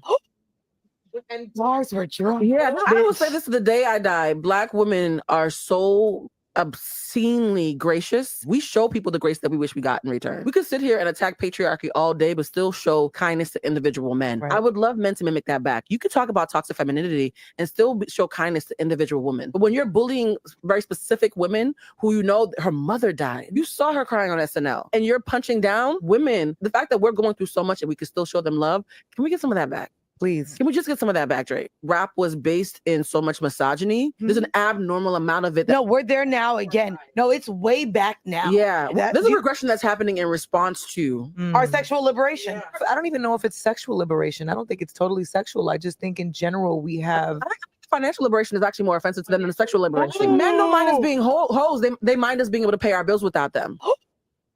And bars were drunk. Yeah, no, I will say this to the day I die. Black women.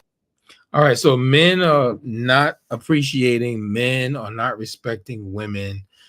Men are looking down on women because women have been liberated sexually, because women have been liberated financially. What do you guys think of this? Talk to me. Mrs. Lackney says, man is the head, woman the neck, to support, not to term. That is so true. And it terms based on the decision made where the decision making comes from to even make the neck cause the head to turn. All right. She said BS. Ari High says it is loving to put a woman into her righteous place, into submittance in humility and respect unto the man, order and peace. Amen. Strange Time says our relationship with women symbolizes the relationship we have with God. We submit to God and women submit to men, whether in a godly or way or not. Part of our salvation story. Facts. Anybody want to add to that? Anybody want to add to that? Yeah, go ahead, brother. I don't necessarily agree that men are, more bothered by women's financial liberation, Right. more so than sexual liberation. I think they want to think that. I never heard a man complain about that. No, I don't like her because she's making money, right? I It don't. sounds crazy to me. Yeah, men don't really complain because the woman. Men complain, or men take issue when women make the money, and they use the money as a power grab. They use tool, right? They use it as a weapon, a strategy to now gain control or usurp authority over, to subject a man, right? Or to belittle a man. That's what men have a problem with. That's what I think. I know. Yeah. So, Ari Heights. Yes. Call for Wisdom says, how did these ladies see being a 304 a flex? I don't know. I mean, it's something to be proud of, right? Hoeing, right? Just think of the mindset, right? And this is the reason for why it was important for their fathers to put them into subjection and their husbands to put them in subjection. Them being liberated is so dangerous, even just in how they even sound. Just considering how they even sound. We're not even going to think about the choices that these women make, right? Ari Heights. Yeah, that is disrespectful. Indeed. Right? All right, so here's the next video. Let's watch the next. Oh, this is your boy again, the male feminist of the year. Hello. All right, so yesterday I made a video of things to look out for that might indicate that the person you're talking to might not see women as people. Now, a lot of people liked that video, but a comment that kept popping up was that my list was too obvious. Very. All right, notice what he says here. He's got this list of signs that basically show that the person that they're dealing with or talking with doesn't see women as people, right? So, okay, buckle up. Clear as day indicators. So a lot of people were asking whether or not I could list some more subtle indicators. This video is going to have a bunch of indicators, and I'm going to try to make them like have like more obvious ones, and then have like the more subtle ones. Get their view on abortion, whether or not they value bodily autonomy and women's right to choose. They use the term friend zone, refer to themselves as a nice guy, or use the term simp. Red flag. Ask them to describe their ideal wife or girlfriend or whatever, and see if their description sounds like they're describing a slave. If they say the patriarchy doesn't exist, if they think the Me Too movement.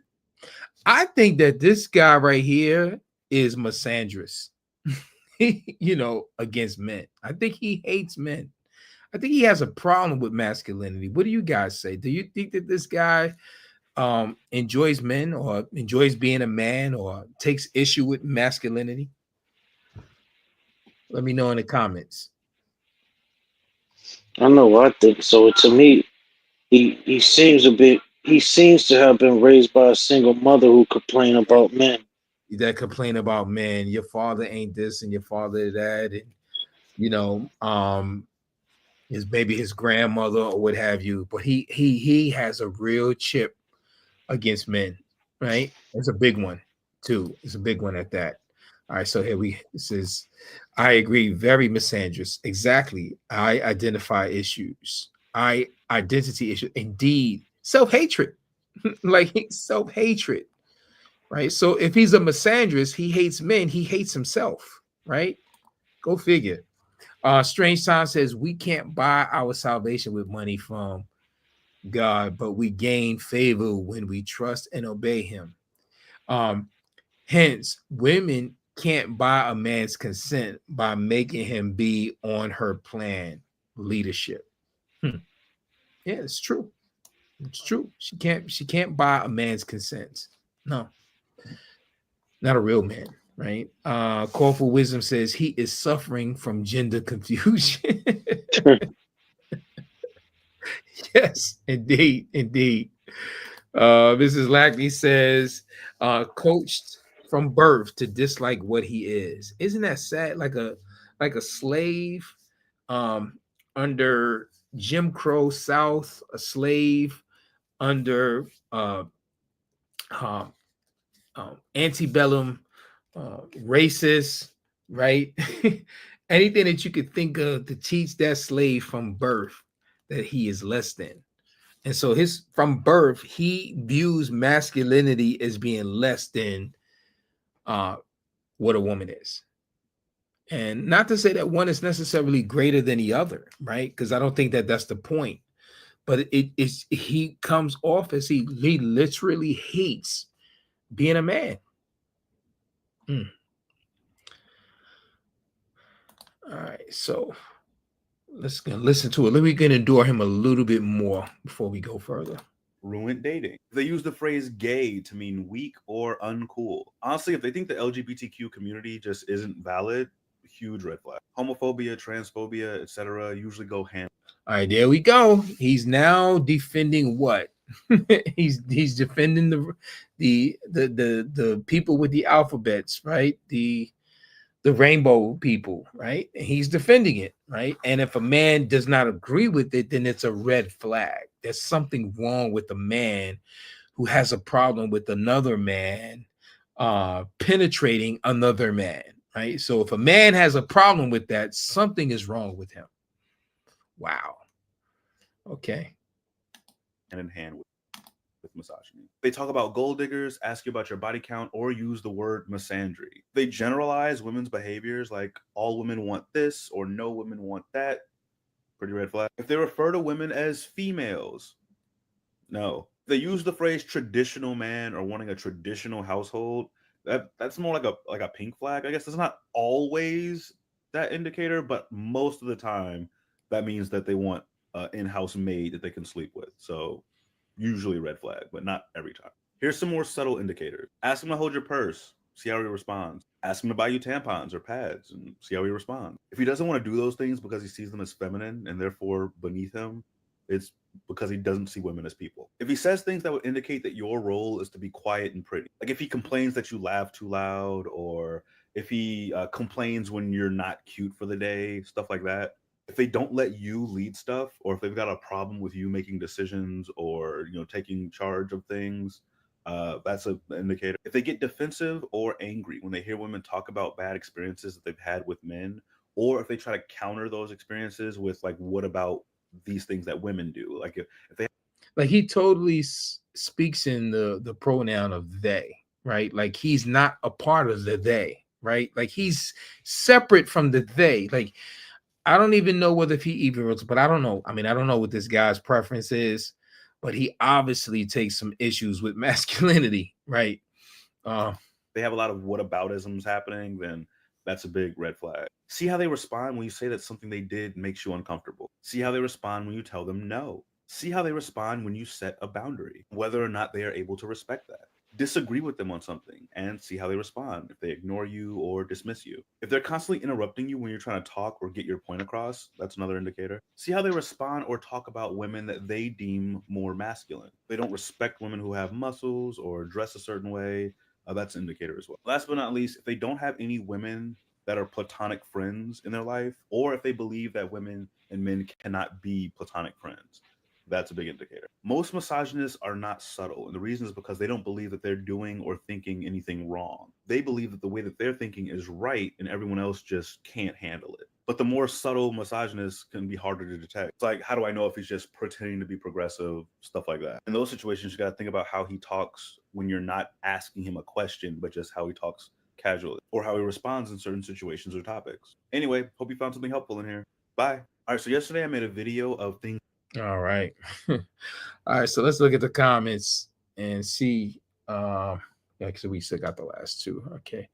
Let's look at the comments and see what we got here and go back. All right. So Mrs. Lackney gave some reactions. All right. And Call for Wisdom says leadership isn't control. It's showing good principle in action, teaching them and expect to be followed. He's saying that leadership. Francois Robelin. Yeah, he said it's okay. Manilow stepped out. He came back in. All right. Yeah. So okay. All right. So he disagrees with Call for Wisdom. Manilow says he really has a mental illness, projecting like crazy. For sure. Right. He really has a mental. Okay. I get. How does he function in the real world? If he followed all those rules he stated, would he be able to or allowed to speak to women? Yeah. Well, I mean, that's the thing. It's he speaks as a feminist. And so if you're not affirming feminism, and if you're not affirming, as he says, LGBT ideology, right?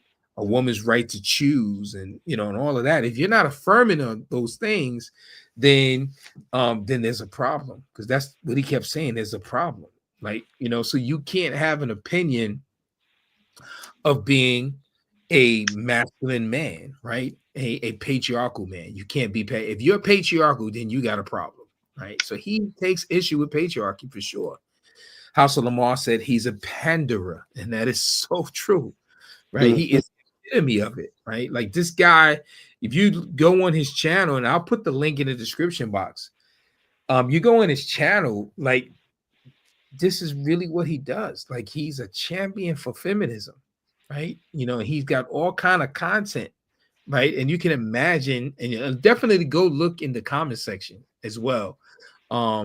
It's a lot of women, right? A lot of feminists, right? And he's just egging and cheering them on, and gassing him up. House of Lamar said he was one of those dudes that thinks that agreeing with everything for sure. Corporal says, those my feet have a right to choose where it wants to go. No, does my feet. Does my feet. Strange times. Men who are feminists are usually disliked by women. Yeah, well, they dislike them in a sense of being in a relationship with them, right? And they may want to be in a relationship, but they're not really drawn or attracted to them. I mean, the ladies, we got the ladies in the comment section. Like, is a guy like this appealing? Like, is a guy like this attractive? Right? Would this be the type of guy that you could see how would you say spending the rest of your life with? Strange times, H. Right. And I agree, he is only friend zoned. Yeah, this is so true, right? But he says that as well. Like when a guy mentions that he is in a friend zone, that basically he's a problem. That's the point that he's making, right? So when men talk in those terminology, right? I don't know if he said it in this video or the previous video. That's something to watch out for, right? Right, because he has a problem with just being a friend, right? He, he's not supposed to be. And Mrs. Lackney says, H to the nizzo, right? All right, good. Let's go back. So, how does modern culture interpret a man's leadership then? So, how do we interpret it? How does the modern culture interpret it? Like, or is men supposed to lead in at all, right? A lot of Jezebels like men like that. Yeah, Ahab, right? Because they can boss him around. This is true. But do they really respect him? Right? That's the question, right? And would they feel protected by him if it really came down to it, right? The women around him will use him for their affirmations, right? That's so insightful, right? He's going to be used, right? They're going to suck up all the affirmations that they can from him, right? Because he's going to worship them. He's going to praise them, right? Right at their feet. He's going to subject himself to those women, right? That's what he's going to do. He's going to subject himself. All right, let me take this banner off. Okay. Should we reshape our leadership to fit modern comfort or hold the line? What should we do? Should we continue to push for this patriarchal thing that's resounding in the biblical pages, right? That jumps right off at us. Should we push for that, right? Or should we hold the line? Or should we reshape it according to what is pleasing and fitting to this guy, right? Right. All right. So modern culture sees male leadership as controlling and female leaders as strong. See, they have no problem with the woman leading, but it's only when we say that the man should lead, right? Then that's when it's a problem. And Mrs. Lackney said, hold the line. Yes, hold the line. Let's hold the line, guys. Let's hold the line. All right. So 1 Corinthians 11:3, the head of every man is Messiah. The head of a woman is a man.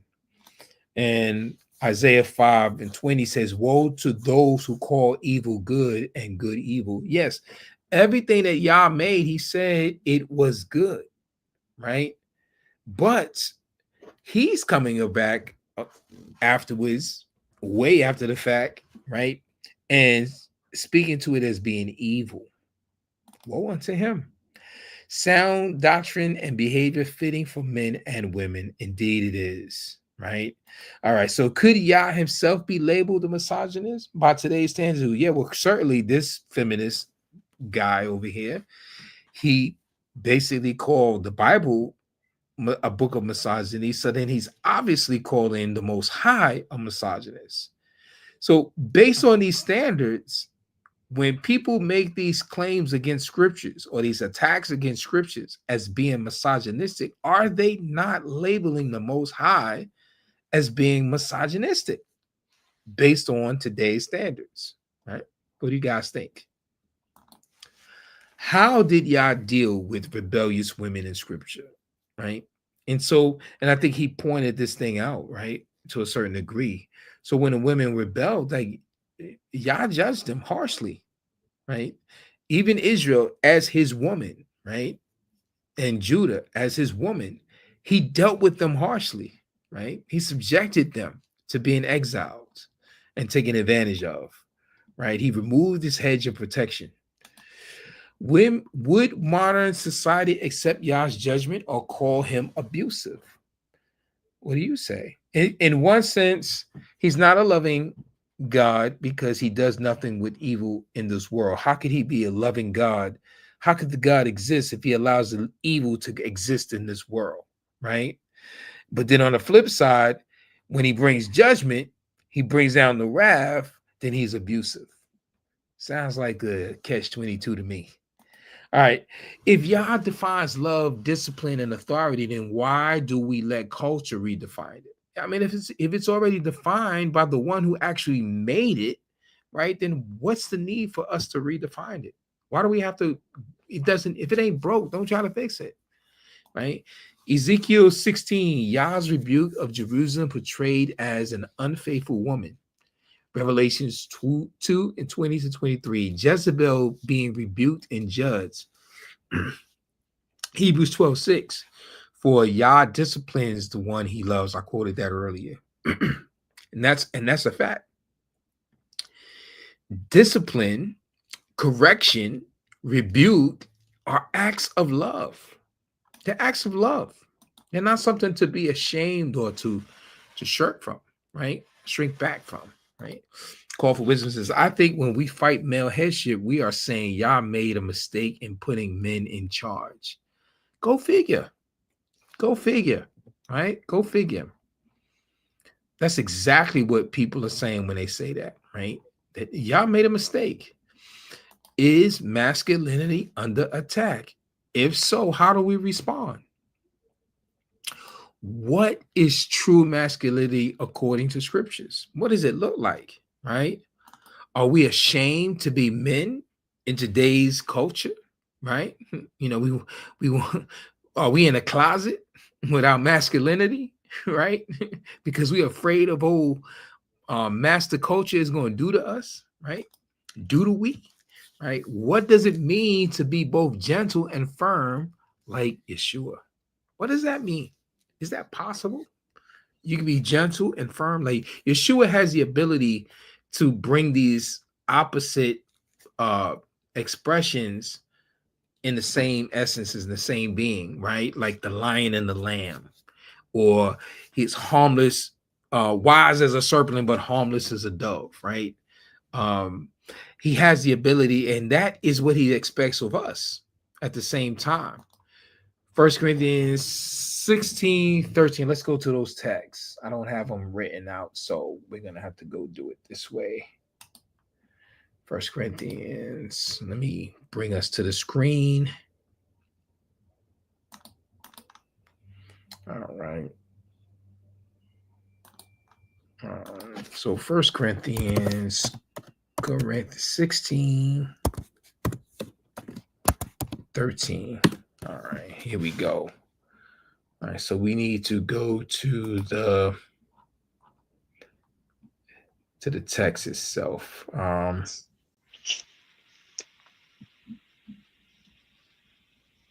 I did something wrong. All right, so that's 1 Corinthians.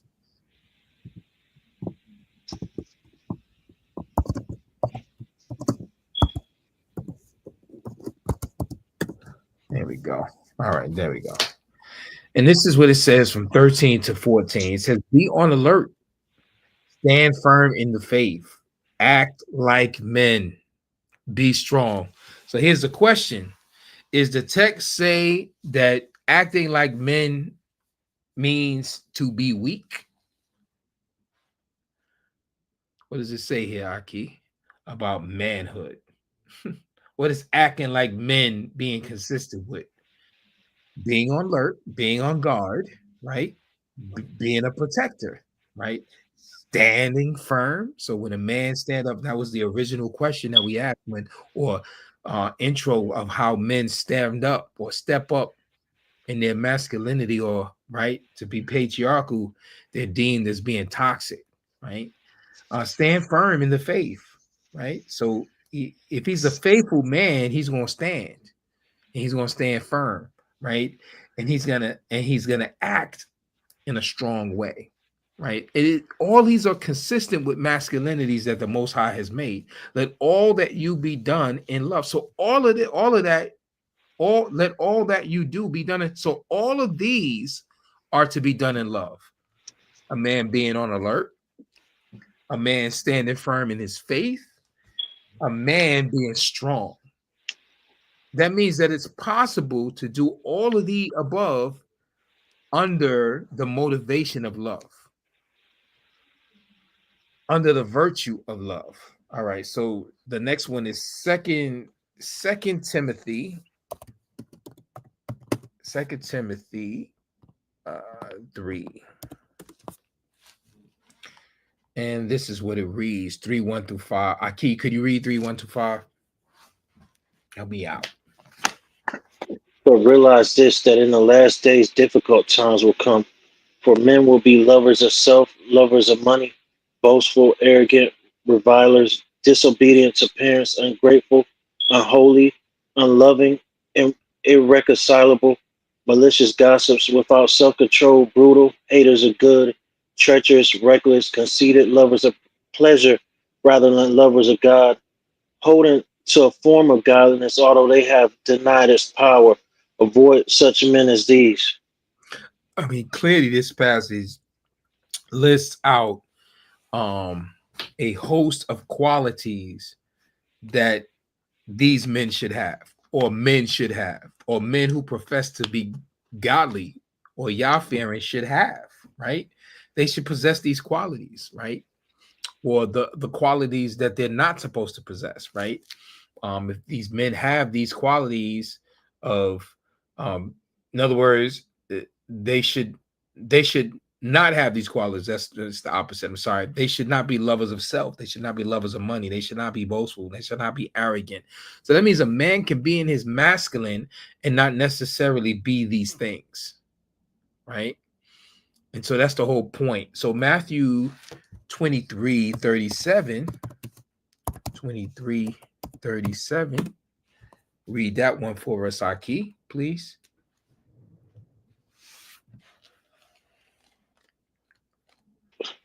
Jerusalem, Jerusalem, who kills the prophets and stones those who are sent to her. How often I wanted to gather your children together, the way a hen gathers her chicks under her wings, and you were unwilling. And this is the point. This is, and if you go back to the inception of Israel being taken into captivity, taken into exile, what was our state? Our state was that we were a people who were not willing. We were not willing to submit, right? And so Yeshua is saying, I sent the prophets and you killed them, right?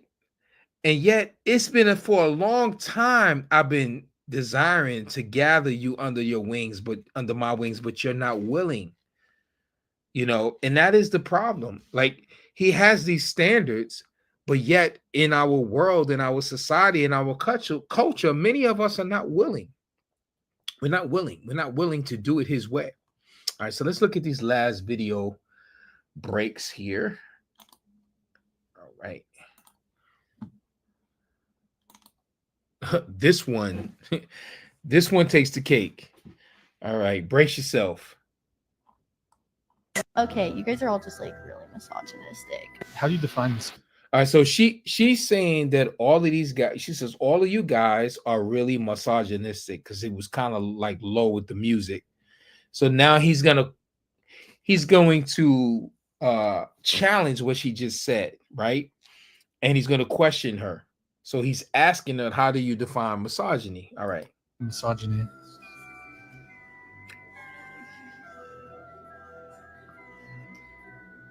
What?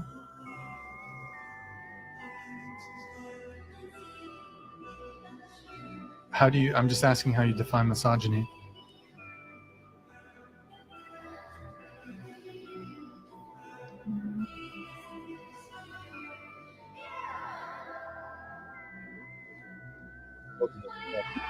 Can I go? Are you okay? Like, do you want you want to go as in leave? If you, yeah, no, look, if you want to leave, you can leave. I was hoping we could continue having a conversation, but okay. I mean,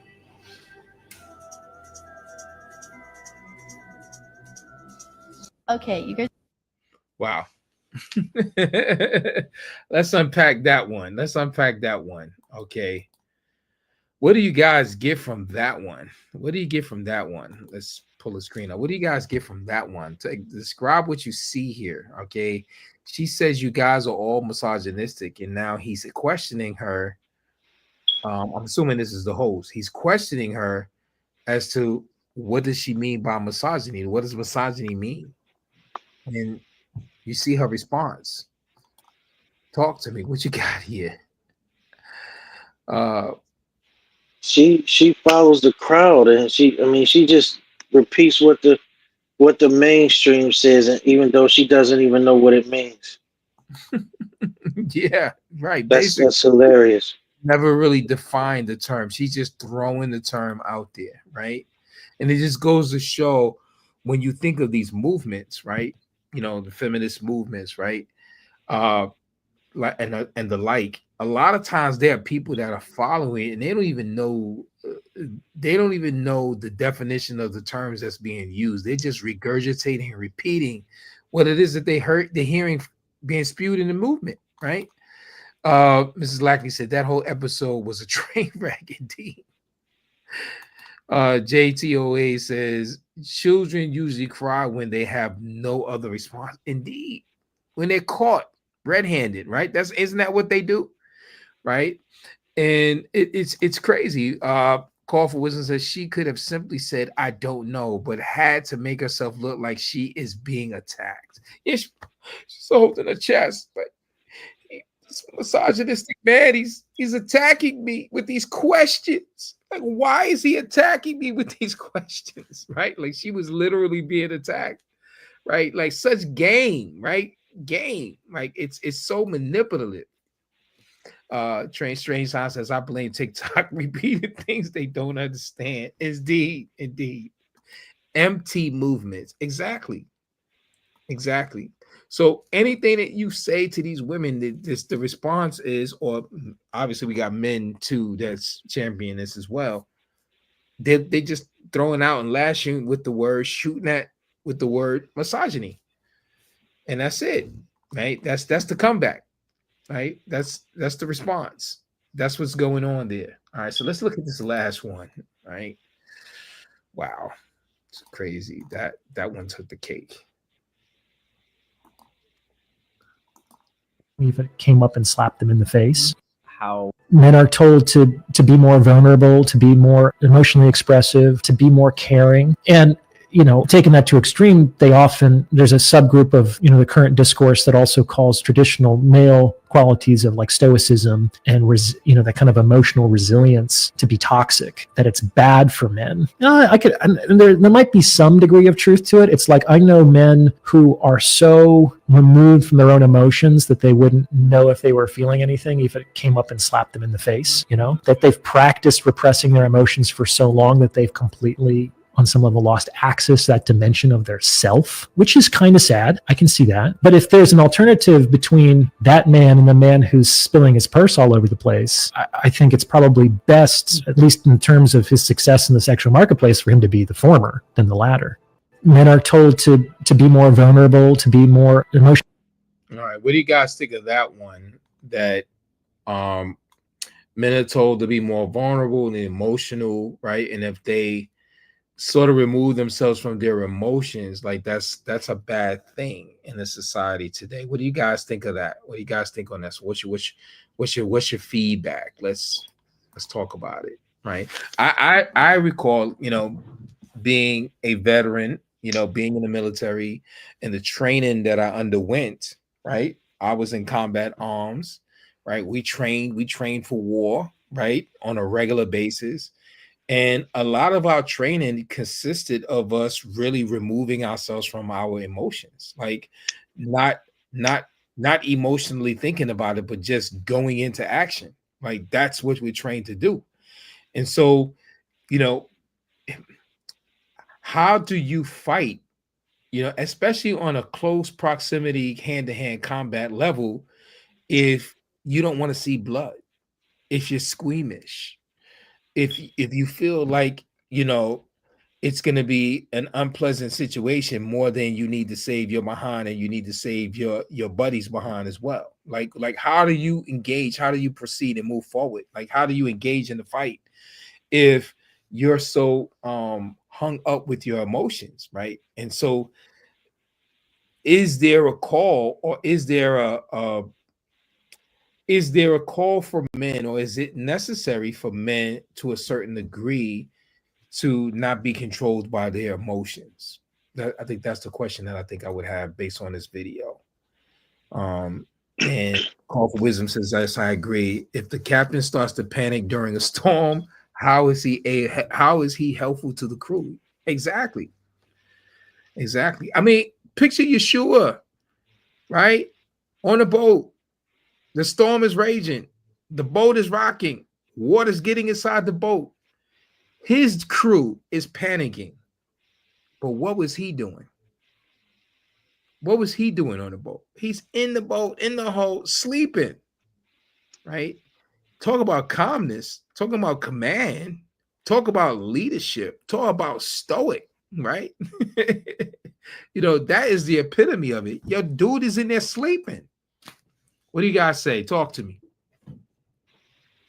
Ms. Lackney says, sounds like their woman is trying to make the man a girlfriend of sorts. If they would open their eyes to the truth and there is a second wife, they would not push for their man to become softer. Exactly. True. So true. So true. But that's what prescriptive monogamy does, right? It promotes a sense of masculinity.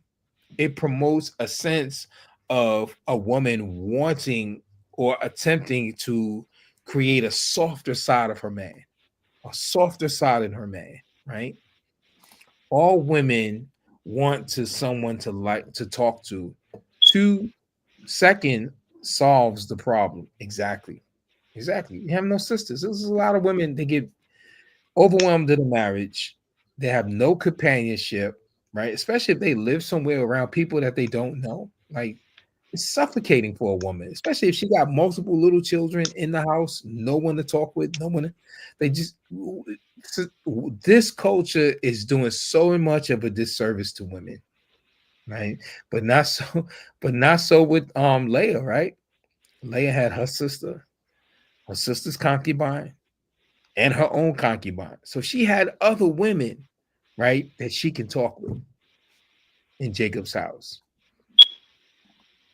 I had to be honest, I had to learn things about myself that I guess because of society, there were things about me that I thought were wrong, but it was actually natural when it came to being a man.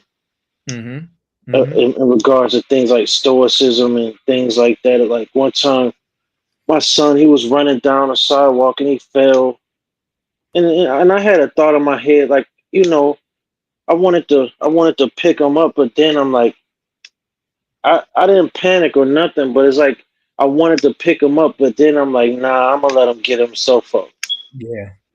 And yeah, that's so important. And I learned, like, sometimes I actually thought there might have been something wrong with me because I wasn't feeling, that emotion that I thought that I should have felt when I was actually more feminine in that situation. Yeah. You don't want thought there your was baby. something wrong with me. You don't want your baby to suffer and all of that. But think about that. Like, if you're gonna teach your boy to be a man, right? he has to learn how to figure things out, right? He has to endure pain, because he's gonna suffer a lot of pain in this life, right? And you can't coddle him all the time, right? I purpose myself to do that so much with my little one. You know, whenever he falls, I'm like, yeah, you all right. Don't worry about it. You got it. Yeah, it's gonna wear off. Don't worry about it. You got it. You know, and I try to say it in the most calmest voice that I could say it, because like his mom, oh, what happened to you? Oh, my baby. You know, like no. That's not how we do this here. Yeah. They gotta endure some pain, man. They got to, man. It's a part of being a man. You take your licks and you keep moving. Yeah. Right. So you got hurt a little bit. Okay, that's good. That means you're alive. Let's keep moving. Let's go on. Let's move on to the next thing. Right. That means you're still here. Right. All right. So how can we be peacemakers without being pushovers? Is it possible to be a peacemaker by not be a pushover at the same time? Is that possible? Is it? Is it possible to be a peacemaker and not be a pushover? Sometimes you have to show your masculinity in order to be a peacemaker. In order to be a peacemaker, right? And I mean, because there's a difference between being a peacemaker and a peace lover, right? The peace lover loves peace more than anything, and the peacemaker will make peace more than anything. So which one is what a man should be? Should he be more of a peace lover or more of a peacemaker? Peacemaker. Peacemaker, right? Because if he doesn't make the peace, there won't be no peace to love. It's not going to exist, right? So we live in a society that has been conquered, settled, cleared, civilized, and infrastructure has been built, right? Laws and rules and order has been put in place. So there's peace, right? We can literally walk down the street because there's been peace made. Not because some men loved peace, because if they loved peace, then they would have never conquered. They would have never established, right? They would have never endured the rough, right? And that's the thing about men. Like we should be peacemakers before we be peace lovers. Right. All right. So we got another comment coming in here. Peacemaker, because war is exactly, and without war, many don't understand you're not gonna have peace. You know, most of us as men, we've been there. We've experienced somebody bigger than us trying to bully us, or somebody picking on us, until we have to stand up for ourselves. Right? You got to stand up for yourself. Even if it's not even physically fighting, it just could be someone picking on you because they're joking, they're ranking on you, right? They're cracking jokes on you. Yeah, you're gonna be an easy target as long as you start crying, right? Then they're gonna just become more motivated. But when you crack back and you snap back, yeah, it might not be funny what you say, but at least you're standing up for yourself, right? And that's a huge part of masculinity, right? Is to protect your ground, right? Protect your own, right? All right. So what about this one? Are there compromises that dishonor Yah ever? Is there ever a compromise that dishonors the Most High? Yep. Can you name one? Being a peace lover. Being a peace lover. We said it earlier. Exactly. That probably be a big one, right? All right. So how do we lead women without fear of their backlash then? Because so far what we talked about tonight here, it seems like it's inevitable that we're going to get some backlash. So how do we lead women without fear of their backlash? I mean, we just have to, I believe we just have to have confidence in the role that the Most High placed us in. I agree. Right. And Call for Wisdom says it can't lead with fear. Not at all. Doesn't mean that you don't feel frightened, right? But it's what you do in spite of the fright that you feel. Right? You know, and that's the thing. Like the fright is there for your adrenaline, right? The fright is there, can be your friend. I heard Mike Tyson, said one time in an interview in his earlier years when he was like just demolishing, fighters for the fun of it. And they asked him, it's like, when you go into the ring, you just seem like you're just so vicious. Like this light turns on and you just charge and you just go and you just annihilate your do you ever feel afraid? He said, of course. He said, of course. He said, I always feel afraid. He said, I don't fight if I don't feel afraid. He said, feeling afraid is my friend. Yeah. So he learned through his training to channel the fear and use it to his advantage, as opposed to allowing it to cripple him, right? Of doing what he got to do and getting the job done, right? So, I mean, if you're going to feel it, you might as well use it, right, to your advantage, right? So it makes sense. All right. So what role does love, patience, and long-suffering play in male leadership, right? Romans 12:18 says, if possible, as far as it depends on you, live at peace with everyone. So that means even with your woman, right? As far as lie with you. So you stand as long as you can. Haven't done all the stand therefore, right? Stand as far as you can. But then there might be a point where you can't. They're not going to allow you to, right? And you just got to do what you got to do. You got to cut your losses, right? Just like this thing about war. War should be the last resort. But we don't live in a peaceful world. And somebody may push you to that point where you have no choice but to you just got to do what you got to do, right? You got to handle your business. And Ari Height says, peacemaker, am learning much about parenting, especially the boys, listening to qualities of righteous leadership. Thank you. Praise Yah, the Most High. All right. Brother Sheldon says, as a dad of all boys, as a peacemaker, sometimes you let them hash it out instead of a peace lover who always intervene in their disagreements. Exactly. Taking up for the little one. No, that little one got to learn.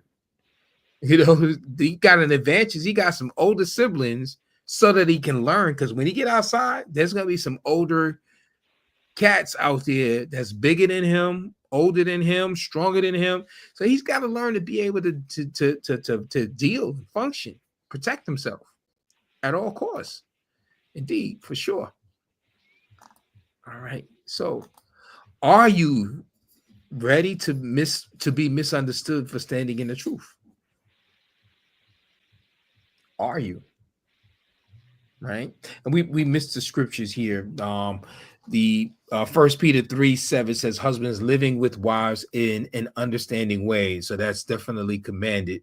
So even though we lead and they're called to submit to our leadership, we still have to be understanding towards them, right?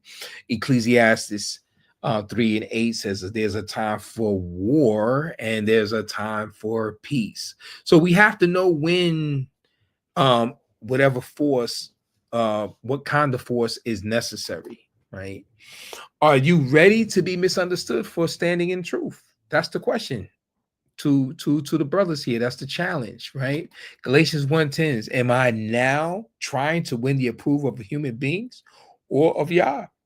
Joshua 1:9 said, commands, be strong and courageous, for Yah is with you.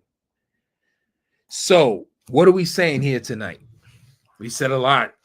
We had a lot of banners. We did a lot of questions. We had a lot of things to consider.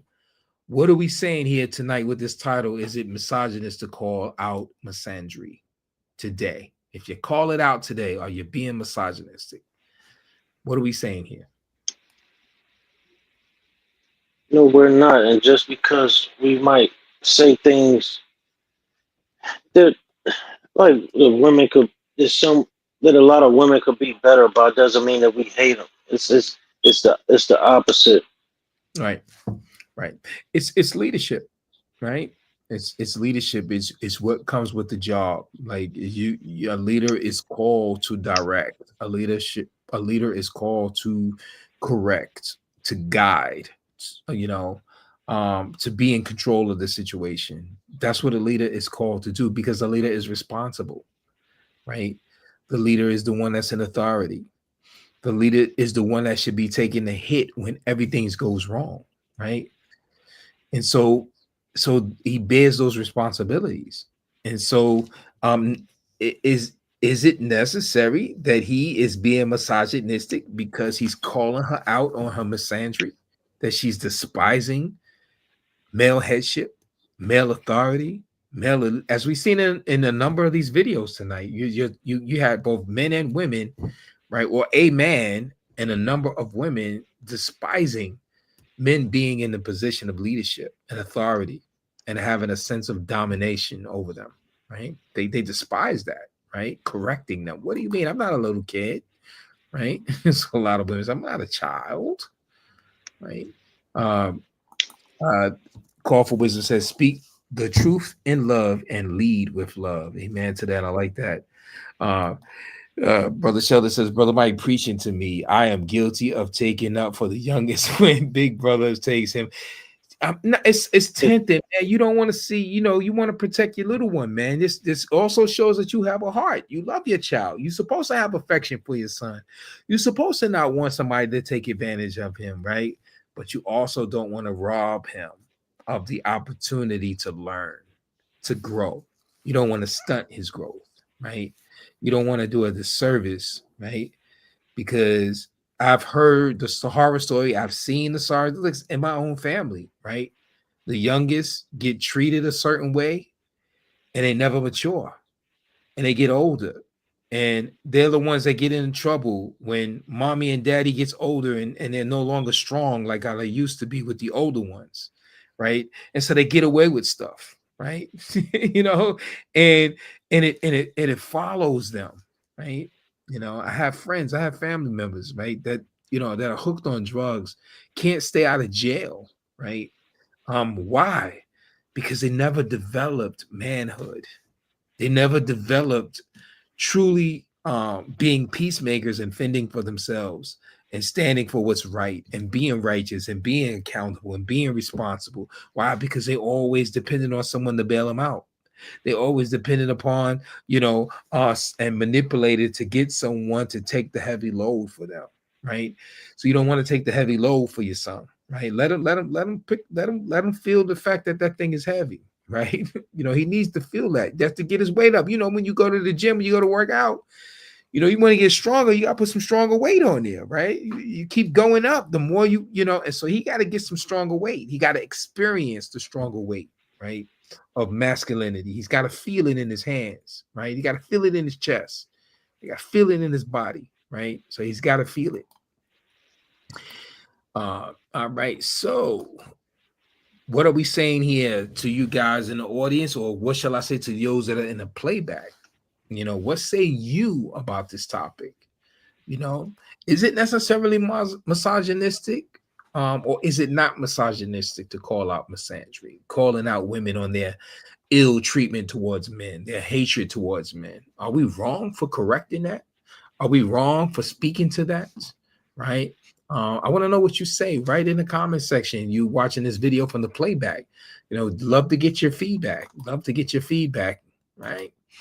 Yeah, love to get your feedback here tonight. Definitely had a good time with this. Aki, is anything else you want to say?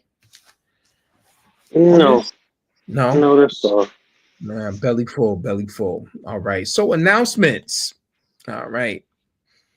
So this coming Shabbat. Well, tomorrow, according to the calendar that I follow, it's a Zadok Way calendar, and so tomorrow I'll be observing Pesach, Passover, and so I'm looking forward to that. So some of you may be observing tomorrow. I know some will be observing later on in the week, and next week. It all depends on the calendar that you're following. And as Brother Noah and I was talking about earlier, how we're so fractured, right? and we got to remember and remind ourselves that he who scattered us is he who will gather us. So it was Yah himself who scattered us. And when he scattered us, our knowledge and information of even his timing, or even our ability to be able to keep all of because we can't even keep all of the commandments because we've been fractured. We're removed from the land, right? Even thinking of prior to going into the land, right? We wandered in the wilderness for 40 years, having this body of commandments, 613 principles, but not being able to fulfill all of them because we weren't in the land. So what was most important, even in the wilderness period, and what's more important even here now in exile, is that we have a heart to want to keep his commandments, right? If we have a heart to want to serve him, right? Even to the best of our abilities, and not being able to do what we would normally do being in the land, right? And so that's the challenge to us, right? To that we have a desire for him and his commandments, as the psalmist taught so eloquently throughout the 119 Psalms, right? So it has to be a desire within us. So this coming Shabbat, we're going to be resuming what we started the last time on the topic. This will be a part 2 of digging into the conscience, the inner you, digging into the conscience, the inner you. So if you really want to go deep, this is definitely a deep topic. Where last time we made the correlation between the temple, the tabernacle in the wilderness, right? And you being the tabernacle, you being the temple, and the relationship with that and the conscience in you. So if you didn't see the previous video, just go back 2 weeks ago in the live stream tab on the channel on the home screen. And definitely catch that first edition on digging in the conscience, the inner you. So we're going to go deeper than what we did the last time, because this topic runs very deep, right? And it demands a lot of things from us when we understand how we are the temple and how we reflect the temple, the tabernacle that was first set up and commanded to be erected in the wilderness. So, that's what we're going to be doing this coming Shabbat, 9 a.m. Eastern Standard Time. So I'll be looking forward to you guys who can make it, and definitely share the link. Let others know about it, right?